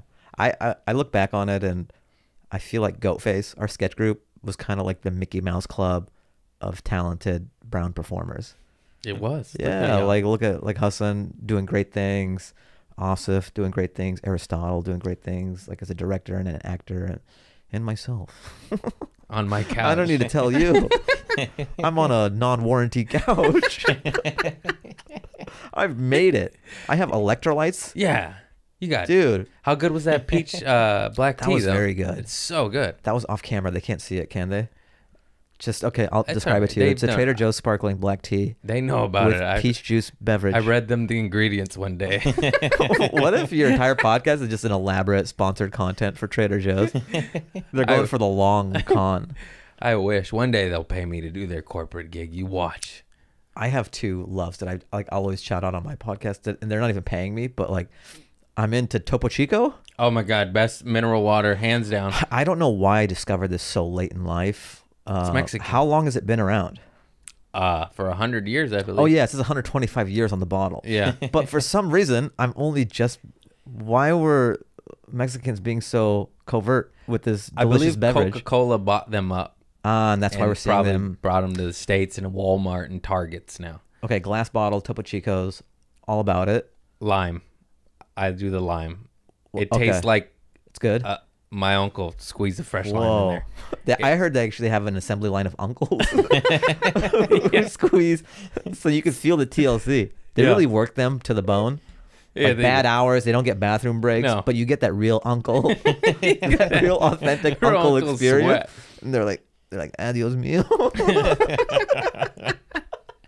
Ay, Dios mío. Adios mio. So, Topo Chico and air fryers. I just got into air frying, and it's changed my life. My sisters keep telling me, Do it. there's not a lot of counter space here. I get it. I get it. Counter space is an issue. I know. Figure it out though. All right. Get a table. Get an air fryer table if you have to. I'll put the air fryer in my oven Do it. and just not forget about it. Ovens- Preheat the oven. Oh, Yeah. Ovens are obsolete now. I've Okay, been- your Betamax ovens. I've been just good for baking. turkeys, and that's it. I got cookies, bro. Ah, fuck. Can you not air fry baking like cookies? We'll find out. All right, I didn't think about the baking angle. I hear the benefits of air fryers. I always plug Gayuaki. I always call them Gayukaka. I still don't know. I always call it bukkake. and people look at the conversation ends after I rave about bukkake. Yeah. Yerba mate, bro. Yerba mate. Oh, good grief. That's a tea? Yeah. It's in a tall can or hot tea. It comes in many shapes and forms. What does it do? Is it just a taste thing? It or? tweaks you up, but not like coffee. Like you don't get the nervous twitch. You don't get the glitch in your eye sockets. Huh. You don't What if I shit like your that? pants. I love shitting my pants. Well, you're in luck for the finale of this podcast. This is a segment I like to call, and you just go. I just see your face do this. Like I can't believe you didn't get a warranty when this is a segment of your show. The How shitting have your I not pants. been sponsored by Squatty Potty yet? Is my real. My dad's been trying to get me to write a joke about bum wipes for 8 years. I swear to God, since I started, he's just like still. for like next Father's Day? Yeah, I'll do it. I don't even know how. He's just It'll like, be a "Bum card, wipes." and the joke will be on there, and you'll start crying like. You did it. Well, there's no joke. He's just like, they're called bum wipes. It's for your bum. You should use that. I'm like, You okay. go, what do you mean? Just say that into the microphone? He's like, yeah. And he will not drop it. I'm not exaggerating. It probably has been at least 6 years. And he'll just bring it up every so often. If you don't do it, can I do it? Can I Go take for it? Yeah. And then he starts calling me like I become his son. He would. He's He like, disowns you. he's done it before. Just kidding. What? So wait, what was the bukkake thing, or what is it? What's it called? Gayuaki yerba mate. Ah, okay. Oh my God. Tea bags, loose leaf tea, tall cans. It comes in a yellow can. It's phenomenal. There's so many people. It'll tweak me addicted up? to it. Yeah, but in a good way.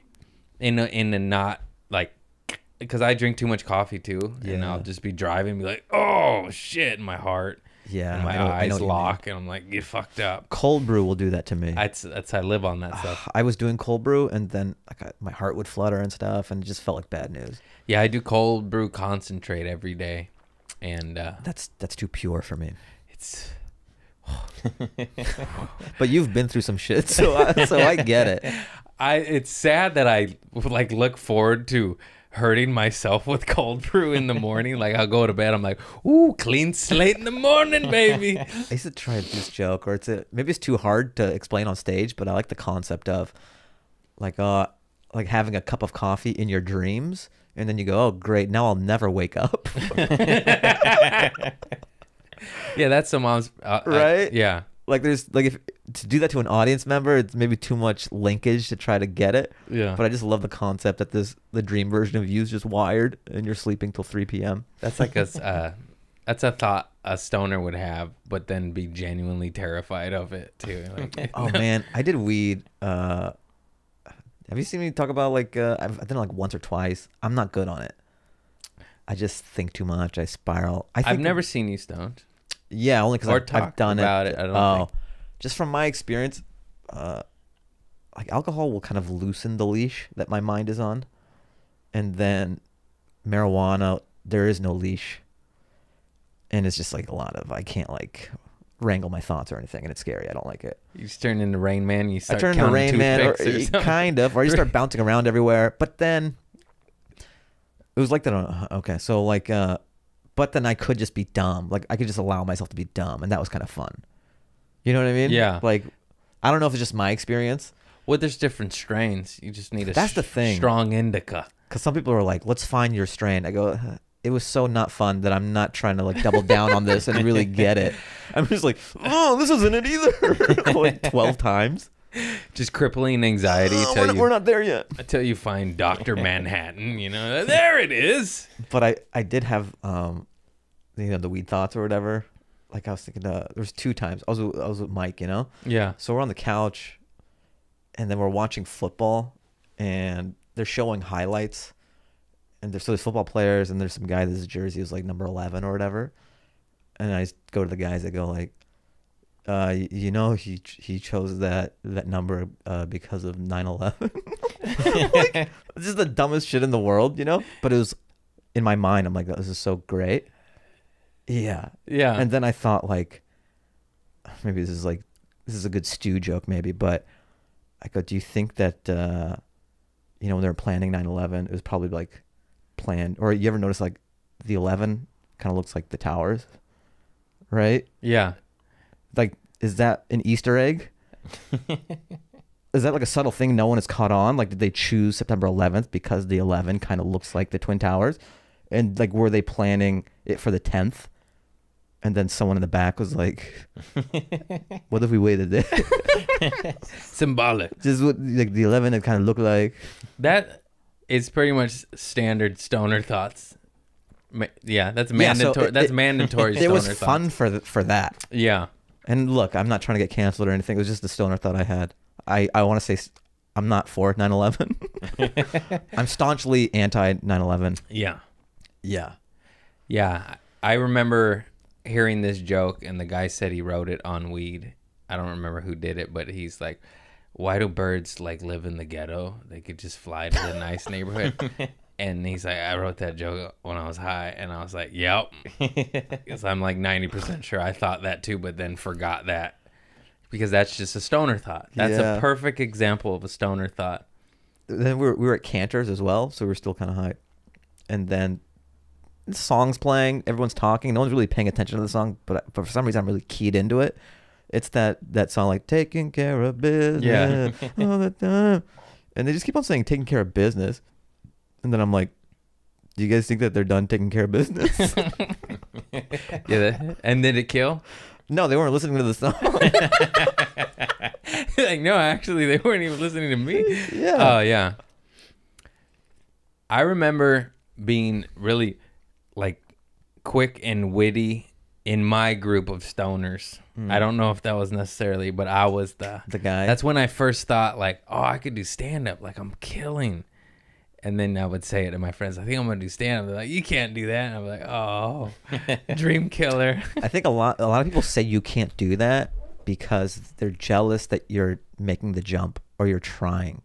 Yeah. I was very protective of me doing stand-up because like I had an engineering job and I didn't tell anybody at work that I did it, because when you're on your way to work towards your dreams or your goals, so many people choose not to do that and do the sure thing, that when they see someone doing what they kind of want to do, it makes them question themselves. So they'd rather be like, why are you wasting your time?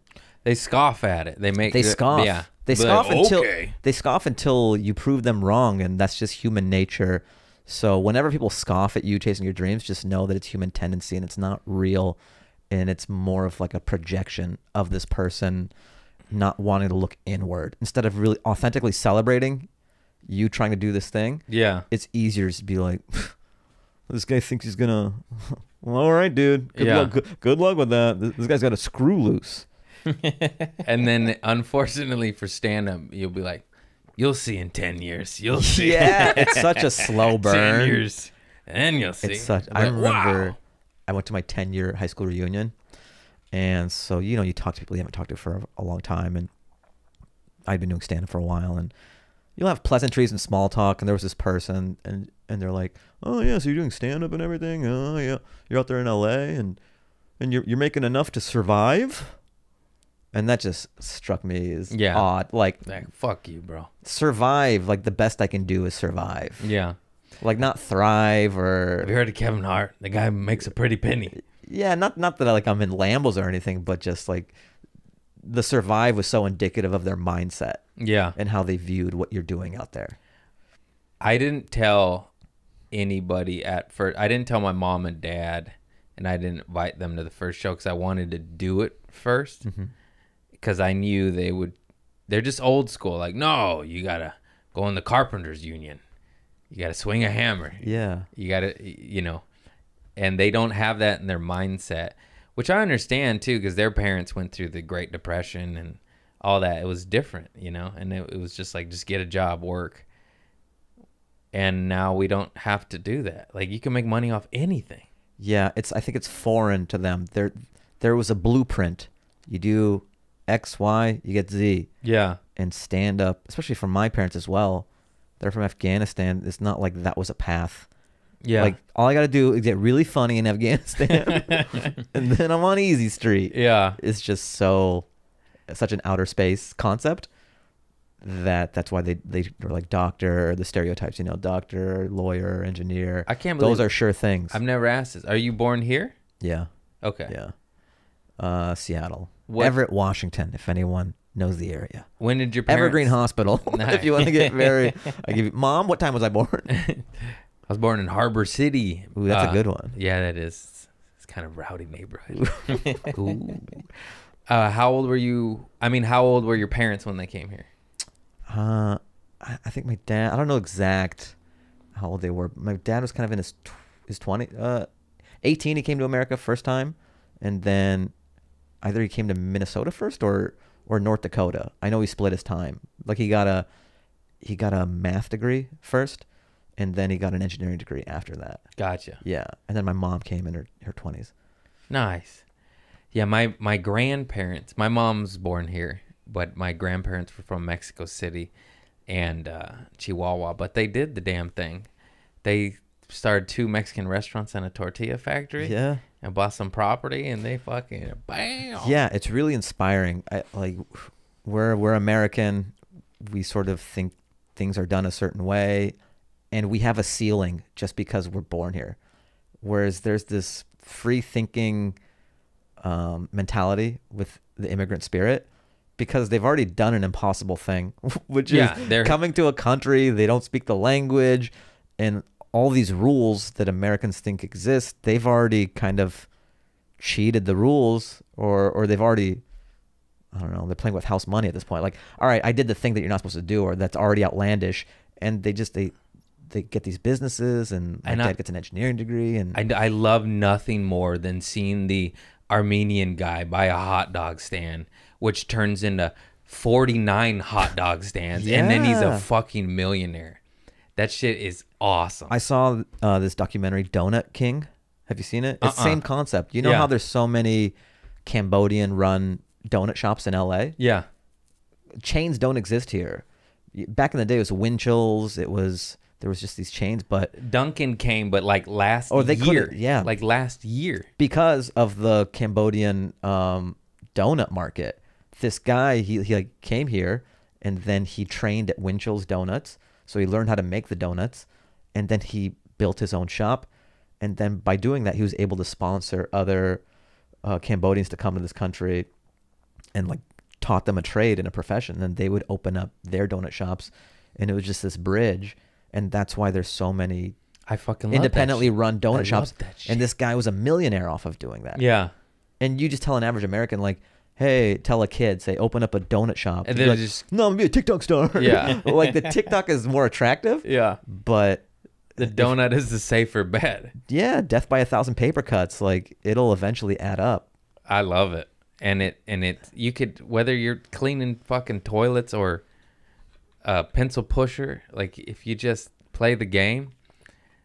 And then I love how they buy the building too. And then they'll own the liquor store, live above it, or rent it out. And then the Lexus, it's all owned. It's like a video game. Smart. It's so badass. All right, I get this. Now we could do this. Yeah. That entrepreneurial mindset. It's really admirable. It's essentially what we do too. Yeah, you forget that we are our own business. We're a business. It's odd because we're just an individual, Yeah. but we do have all the same arms of like a business. Like you have merch, and then exposure. You might have a great product, but how do people see it? Yeah. So now you have to put your marketing hat on.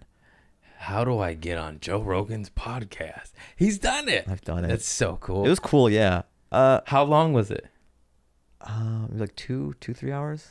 Okay, I that's wore a diaper. I've always thought about that. Like when you do Rogan, you better not have to pee or poop. I imagine they have to take a pee break because It depends how big you are. Like He'll just end it on me. I 40 didn't minutes even in. want to chance it. That would suck. You go, you think I could pee? You'd be like, oh, we should just wrap it up here. And it's like 30 minutes in. That would suck. And you'd be like, no, I can hold it. Yeah. And then during the podcast, it's like, tell me about your childhood. It's like, It's happening. It's happening again. again. God, that's so cool. Yeah, that was fun to do because that's like Tonight Show. That's like the Tonight That's Show the Tonight 2.0. Show. We don't have Johnny. We have Joe. Yeah, it is. It I've really done is. 3 late nights, and doing Rogan did more for me than any of those late nights. When back in the day, that was the model. You do a late night, and then you're like famous. You're You're famous. rich, and you made it. Yeah, that's so cool. Do you still want to do late night? Did we talk about this or? I'll do it. Okay, but you're not. Are you like pining to do it or no? No, it's more just validation and cool. It's more of a feather in the cap. But honestly, what you're doing with this and Instagram, and that's more important than doing one like late night. I learned that, and it just because we all want to get on the late night. I want to do Conan. I grew up watching Conan. Yeah, and it's just sad that even if you do it, not that it isn't the coolest shit ever. It just doesn't do that much for your career. yeah. The trouble is or what I've noticed is when we were kids, we loved comedy and we saw the blueprint, like what the blueprint was when we were little kids, is hardwired into our brain. Yeah. So we value that the same as like when we were 15 or 18, whatever the age. And the thing is, media changes, the way things, like the blueprint changes, but you still have that locked in your head. So you wanting to do Conan so bad is like little kid you wanting to do that. Yeah. But practical, nuts and bolts you, it's You're not, like, it doesn't get a viral TikTok. honestly, like getting a viral TikTok will do more for you than Conan, even though Conan feels much more satiating. You did Conan, right? I've done it twice. Yeah. Was that your favorite one? It was cool because I grew up on Conan and I love Conan as Oh well. my God, dude. I love Conan. Yeah, it was cool to do. My first email and AOL username was Conant O'Brien. Ooh. I loved them that much. I made my damn name that with the 0 because then it looked like a big O. You know? That damn sign. You can't even do it with the 0.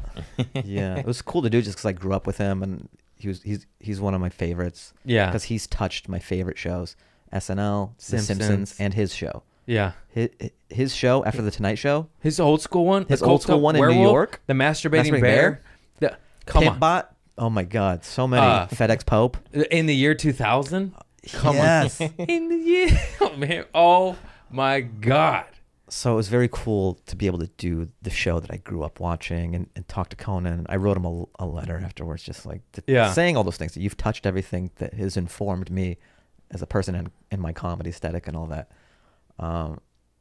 Yeah, it was cool to do. And then remember when NBC merged with like TBS and they had the rights to Walker Texas Ranger? Oh, and he my pulled God. the Walker lever. Remember that shit? And it would just like distribute a different kick. Walker. Yeah. And what was it? Wasn't there one with Haley Joel Osment? And he's like, "Do I have AIDS? I don't want to die." Or what was it? It was some catchphrase where it was like completely out of context. But I just love that he'd be talking and just go. Yeah. And then did you see the one episode where Chuck came on set and he's like, "That show ran for 10 years and I don't appreciate you making fun of it." And he kicked Conan into the box. It was so cool. Oh, man. Yeah, it was so experimental. Yeah. Is that a word? Experimental? Yeah. It is on this podcast, let me tell you. Now We we're got to even. nip it in the butt. Yeah. That you could have gems like that. Yeah. They're just so out there that it probably wouldn't work at the Tonight Show time slot, but they could be as zany as they wanted to be. And he had that one same goofball balding character that I think he's one of the writers. was he? Yeah, because you would I just see. remember going, like that guy. He reminded me of your character Stu a little bit. I don't know, maybe not. Just he looked like a rat. That's really fucked up. Remember the guy who can't clap really well or whatever, where he's like in the audience. Oh yeah. He's trying to start like a chant, but it's just like off and just like weird characters. He had the most random plants in the audience ever. I feel like he doesn't do that stuff anymore. Did he have to not? Because I think the NBC format changed. Oh, he couldn't keep up the same characters. Yeah, it's like NBC. You're keeping coked up werewolf. Yeah, Come on. they're doing nothing with it. Let him go. Let him go. Next week it has a sitcom, Coked Up Werewolf, just Tuesdays. And who's in that writing room? Funny thing about werewolf. What if he was coked up? Oh man, But it worked. What was another one? I forgot. There was one more. Preparation H. Raymond. Oh Yeah. yeah. He just goes through the crowd handing everyone Preparation H, and he has big ears for some reason. And he would always use Abe Vigoda for shit. Oh Remember that? yeah. He's like, it's poor Abe Vigoda. Andy's sister. Oh yeah, that was Amy Poehler. Mm-hmm. Oh yeah. Oh shit. He was kind of like what Comedy Central used to do too. He always had people before they were big. Yeah. That was what also was really cool. Well, yeah, that was probably like one of the hippest comedy shows at the time. And good bands. I remember discovering Death from Above 1979. Oh wow. And I never, maybe I'm wrong, but they just don't seem like a late night type of band. Yeah. You know what I mean? Yeah. And TV on the radio and like cool shit. Yeah, I think just the risks they were able to take at that time slot was really refreshing. And kids love that. Kids love experimentation. Fuck yeah. Like that's why Eric Andre show is great, and just a lot of the stuff on Adult Swim. I didn't know how crazy that show was. Have you guys watched that show? Yeah, That's the most crazy shit. Right when it got to an ounce of normalcy, it like cut to him and Hannibal in a fish bowl or something. I'm like, what? It finally had somewhat of a format. That show is that's an acid show. Yeah, that's it takes some swings. Yeah, but when it hits, it hits. It's great. Yeah. God, that show traumatized me. Well, hang on. Let me see here. Got any notes? Nope. It'd be funny just checking your emails. Oh, damn. Wait a minute. What? How long we been rolling? Hour and a half. Oh, wow. That's a long one. Time flies. This was a good one. Well, normally, if I ask, like, how long we've been rolling, and it's like He goes, 36 in, I'm like, we're 10 minutes in. I'm like, oh, no. And then we see him behind the camera just do this. No, that was solid. And then you go, well, what do you eat today? That's how you know how slow it's getting, where you go, what's your favorite food? Just turns into kindergarten questions. I have to have a guest. I know. We've known each other some years now. Yeah. Because if it's not, It's the best. And I'm just like, help me out here, bud. You're like Chris Farley from the Chris Farley show. Like, remember when you did that thing? That was awesome. And no, it's thank you for doing it, Of man. course, man. Yeah. And it's also, I'm really embracing this new way of doing things, just because I'm a little bit from the old school when it was like, okay, do the late night and those are the rules. And like Rogan has blown that all up, and just the internet, and really embracing doing all these podcasts and stuff. And even Netflix is like a gatekeeper, and obviously everyone wants to be on it, but there's so much you could do outside of the that. truth, you don't need it anymore. You don't. It'd be could do nice, but there are many other things you can do. It's something that Tom Green did back in the day, and now it's rampant. Remember, Tom Green just made a TV show in Canada, put it on a local public, just did it, and then he blew up and was on MTV and got movies. Yeah. He did it his own way. Yes. He didn't come to Hollywood, you know what I mean? And now, it's like that. You could just create shit in your basement, in your second bedroom, because I made it. Yeah. Yeah. You like they don't control the pipe anymore. Mm-mm. They do control some pipes, but there's enough pipes Yeah. where you can get whatever your product is, whatever your comedy is, whatever your funny is, you can get it to the people. And just, peers doing comedy, I'm all about like that. That's kind of where we're at now with the comedy scene. Is just like, look, that's great. If they call your number for that, that's fantastic. But in the meantime, I fuck with you, you fuck with me. Like, do my podcast, and there's this great camaraderie amongst the comedy community now. Yeah. Where we're sort of lifting each other up. So like, I mean, I want you to do my podcast as well. Well, thank you. Yeah. No, it's super beneficial and helpful, and I'll see fans be like, you should have this person on you, and I'm like, oh, you mean one of my good buddies? Like, okay. And then you just ask them, and it happens, and it's like, cool. Like even the Burr thing, I know we have this mental block between, but Burr, so. And And I know him. I got to get over my. Yeah. This is like a therapy session for I myself. know. Like, maybe Burr will do mine. I know I keep name dropping Josh, but like I needed him there to be like, go do it, because I was about to bitch out. Yeah. And he knows me, and he likes me, and he knows you, and he likes you. Yeah. So therefore, and then Andrew Santino yelled at me too, because I was a little pussyfooting around about the Comedy Store and not talking to Adam. That's one of my best friends. Yeah. And then I said, I just didn't want to bug Adam, don't bug him. And he's like, nah, man. He's like, you're funny, so you're not bugging him. Yeah. It's okay. If you're not funny, then you're fucking bugging him. But he's like, That's a good point. And then I never had looked at it that way. And I was like, you're right.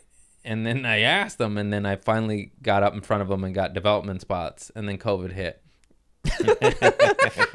But it's the knowledge. It's the knowledge that he was into it before the pandemic is what matters. And also just, I don't love this, and I think it's, for the most part, gross, but it doesn't hurt to ask. But I'm old school too. You got to have some sort of rapport, you know what I mean? Like, I would never just go up to Rogan and ask him.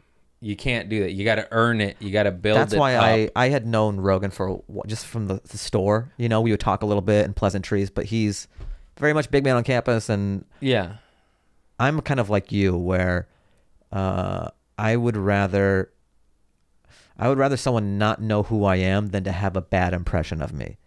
So I don't want to do the ask, or I want to be as proper as possible. Like, I do need to get better about asking. You got to ask sometimes. Yes. There's a balance. Yeah. Because the pesky Pete, people don't like them. They don't respect them, and it's just like, oh, they got on because they hounded me. Yeah. You want to get on because they want you on, not Yeah. because they feel like they have to, and it's awkward. But also, too, being too polite. Like, you could have finally, I don't know how it happened, but I'm just saying, like, you could have finally asked Rogan, and he'd be like, oh, yeah, like, why haven't I had you on? You know what I mean? So it is good to ask, too, to where, people are like, oh, shit, of course. Why hasn't this happened yet already?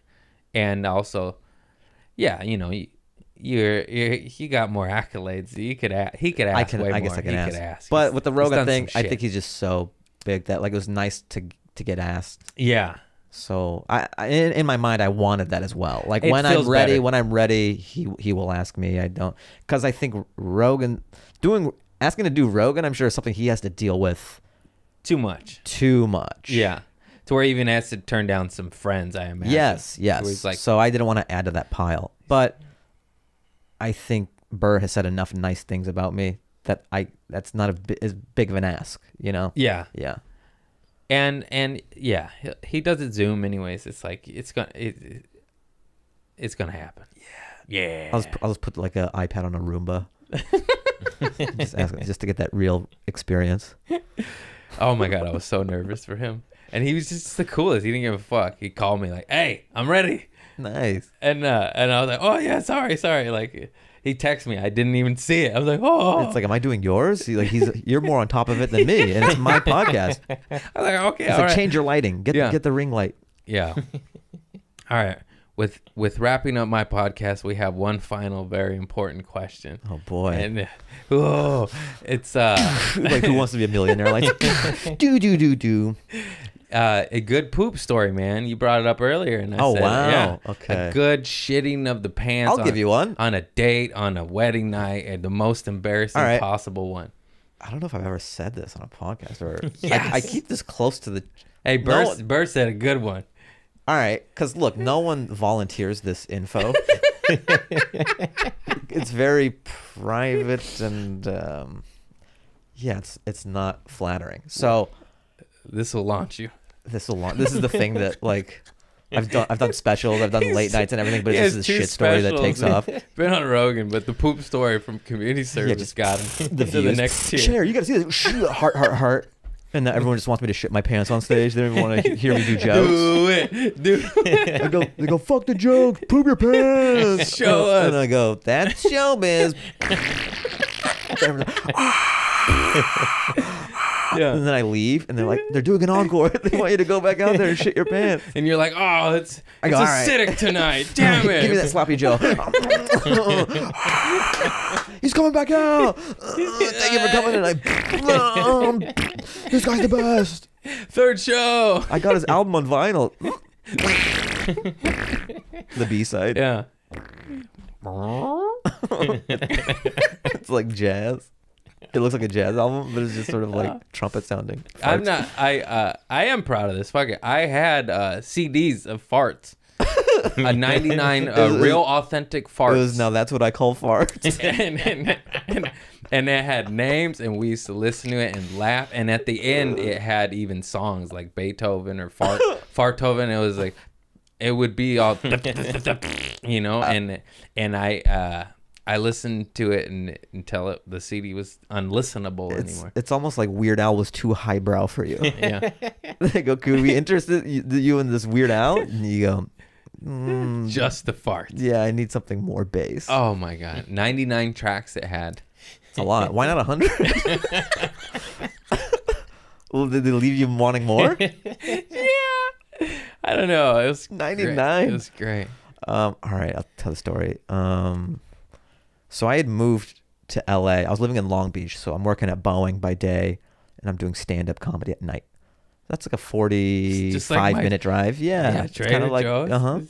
So I'm doing the double life thing, and I'm new to LA, so I don't know the freeways that well.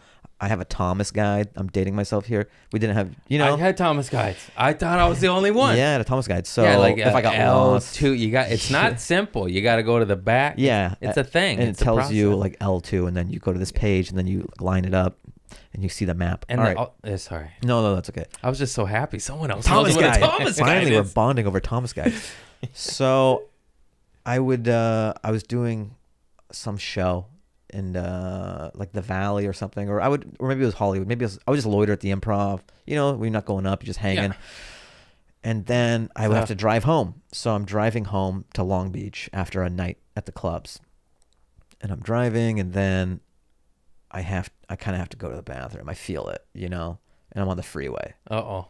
So I pull over, and then I go to a gas station because I'm from Seattle, and like this is what you do. And I'm like, oh yeah, I gotta use the bathroom, and they're in bulletproof glass.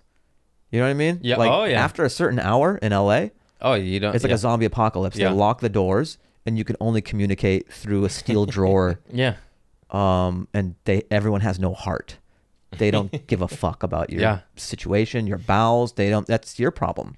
You're no longer a human. You're just like a shit zombie. Yeah. So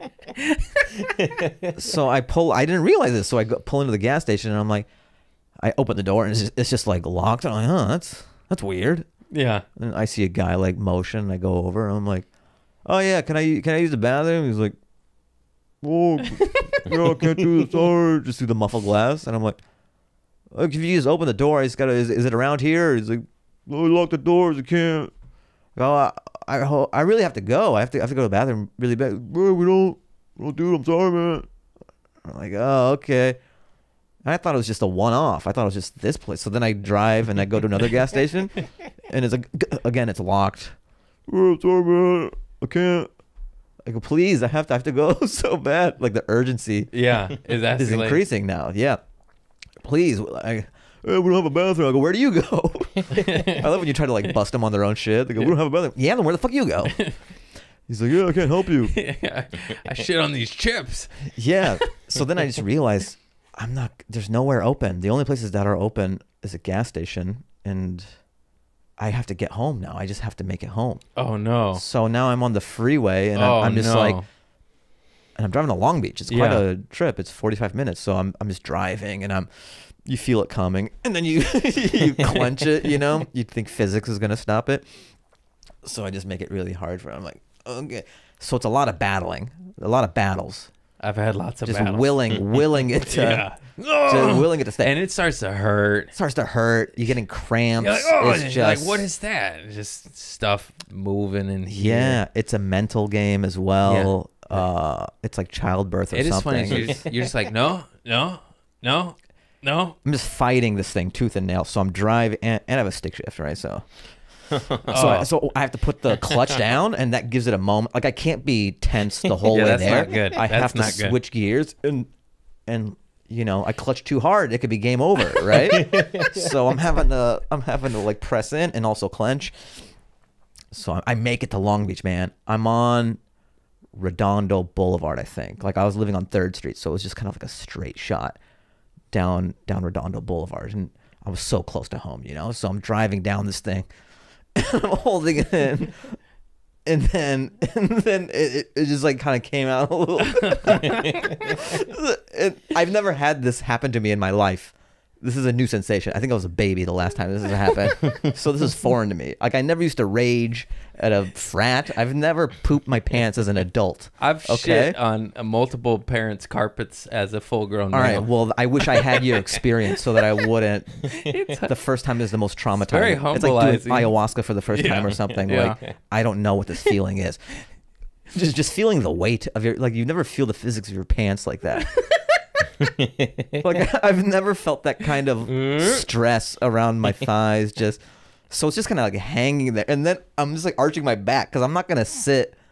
So I just have like a hammock of. You just have to surrender. No, I'm not gonna pancake it on my seat. So I'm just kind of like arched. I'm arched up. It's not a lot, but enough to relieve the stress. So so you still got. It wasn't a demon. full evacuation. Okay. All right.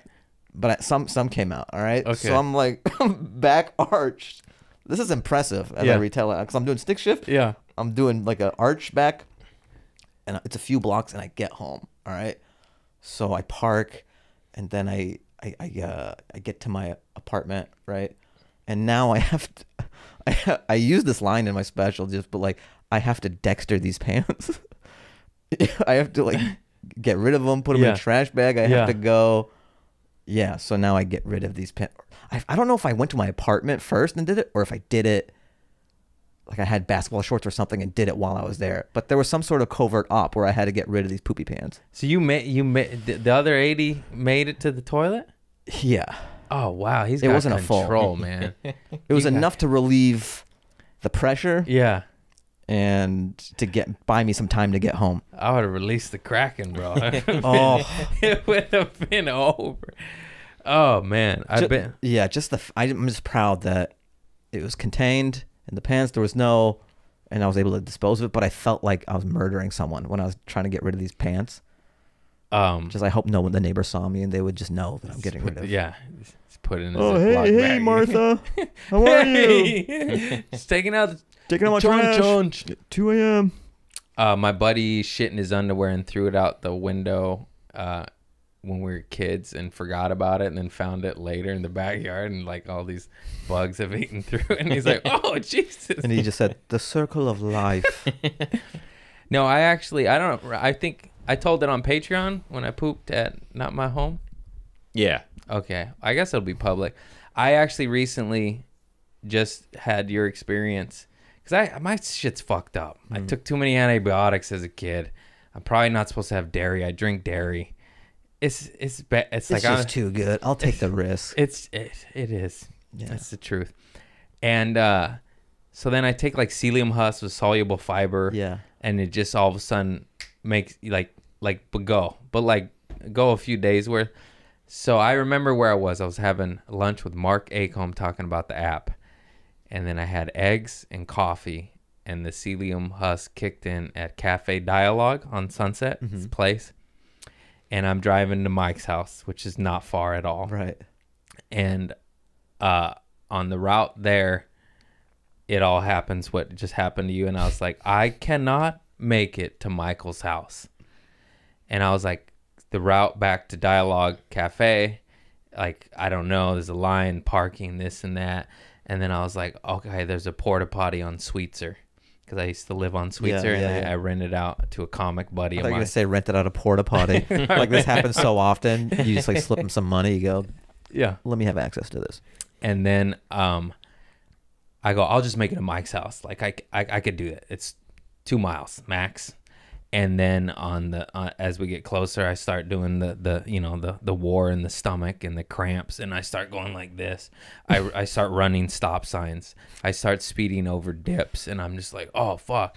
And then I go, I got to make it to the porta potty, and then I'm like, what if the construction workers are using it? What if it's locked? And then I was like, I have to break into my old apartment that I now rent to a comedian. And because I knew he was out of town, like I would have called and be like, I need to use your toilet, but there was also no time for that. There was no time. Ask for forgiveness later. So I just shit in Darius Bennett's apartment, and I'm sorry, Darius. And I told this story on Patreon a couple weeks ago, but it's behind a paywall, so he wouldn't hear it. But now, now he's gonna hear it. You go, that was my premium content. That was premium, that and fans could have access to. And I shit at his place, and I felt bad because but I was going to shit a fucking psyllium husk, an ayahuasca poop in my fucking Camry, and I made a choice. I would have done the same. You don't need to feel bad about that. I'm like, I'm sorry, man. Like I had to. Yeah. I was going to shit pounds in my pants. Yeah. You're able to forgive yourself for that. Thank you. Yeah. But I felt your pain because I just had It's it. the That was worst. like, 3 weeks ago? So that was the last and only time I've shit myself as an adult. We'll see what the future holds. But at least I'm ready for the next one. Yeah. I'll be like, this old bag. I got this. Yeah, not going to get me again. I don't know if it's a Mexican thing, but my whole family's been doing it their whole life. I don't know. I come from a long line of pants poopers. You think it's my first rodeo? It's in our DNA. My grandfather was a pants pooper. His father was a pants pooper. There are no pants that my family cannot handle. I've literally seen like washed underwear hung up in every household I've ever been to. Like, it is common to go to my mom's house and just seen underwear hung up on the shower knob. They're big ladies, you know. You guys share a knowing nod. It's the shorthand you guys have. Happened again. Oh, anyways. All right, dude. Thank you so much for doing course. my pod. Please, everyone, check out Fahim Anwar. Check out his podcast, The Dance Hour. Yeah, Fahim Anwar Dance Hour. It's on all the regular, it's places on all and the then stuff. YouTube as well. We'll tag you in it and have all your Cool. links. And Nice. thanks for doing it. Thanks for giving us a poop story. I didn't know if you I had didn't know if I was gonna do it or not, but I was like, obviously it's such a tentpole of this podcast. Yeah. And why not? And It feels good. It feels like I've evacuated my own bowels, just like Yeah. the bowels of my soul. I felt you go. I was a little worried, back. but I was like, Bird did it. Bird did it. Yeah, and what good is that story just in my mind? Yeah, it's good. It's good. All right, man. Thank you. Of course. Thank Thanks you. for having me. That's I'll community see service, you everybody. on the scene. I'll see you on Jam in the Van Jam in in the the Van. asphalt parking lot. Yeah. That's what life is now. Be safe, everyone. Be safe. We love you. Or I love you. I don't know if he's I love comfortable. them too. I love them. Don't tell them I don't love them. All right, everybody. Thank you so much for listening to Fahim Anwar on Community Service Podcast. And you know what we do. We're plugging our app, baby. Comedy Showcase app is on iTunes, not Android. Got to get out of the red. And it's a subscription-based app. It's an app you pay for, and guess what? All of the money goes to the comedians on the app. Isn't that something? It should be how it is for everything. Oh, this cute cat just sleeping on me. Fuck the app. Look at the cat. Look at the cat. How am I going to... Oh, you're so sweet. Anyways, this app is doing good things, and if you are a fan of stand-up comedy and a fan of supporting most of them starving artists, this is for you. You get laughter, you get content, and the money, 100% of the money right now goes to the artists on the app. And Boo is just nibbling on my nutsack right now. Anyways, Comedy Showcase app, get it. If you don't like comedy, what are you doing here? That's it. I love you all. Thank you so much. Look at this kitten. Merry Christmas. Happy Hanukkah, Kwanzaa. I'm Christian, so I say Christmas. Merry Christmas. Oh, this kitten is so cute. Okay, I'm Jewish. Happy Chanukah, as Smokey Robinson just said. Did you see that viral video? No. It's Hanukkah, Smokey. Come on. Everyone knows that. I did it. It's spelled two different ways. One with a H, one with a CH. Okay, English. Get over yourself. Oh, okay. I love you all. I'm just going to pet my kitten. Adios.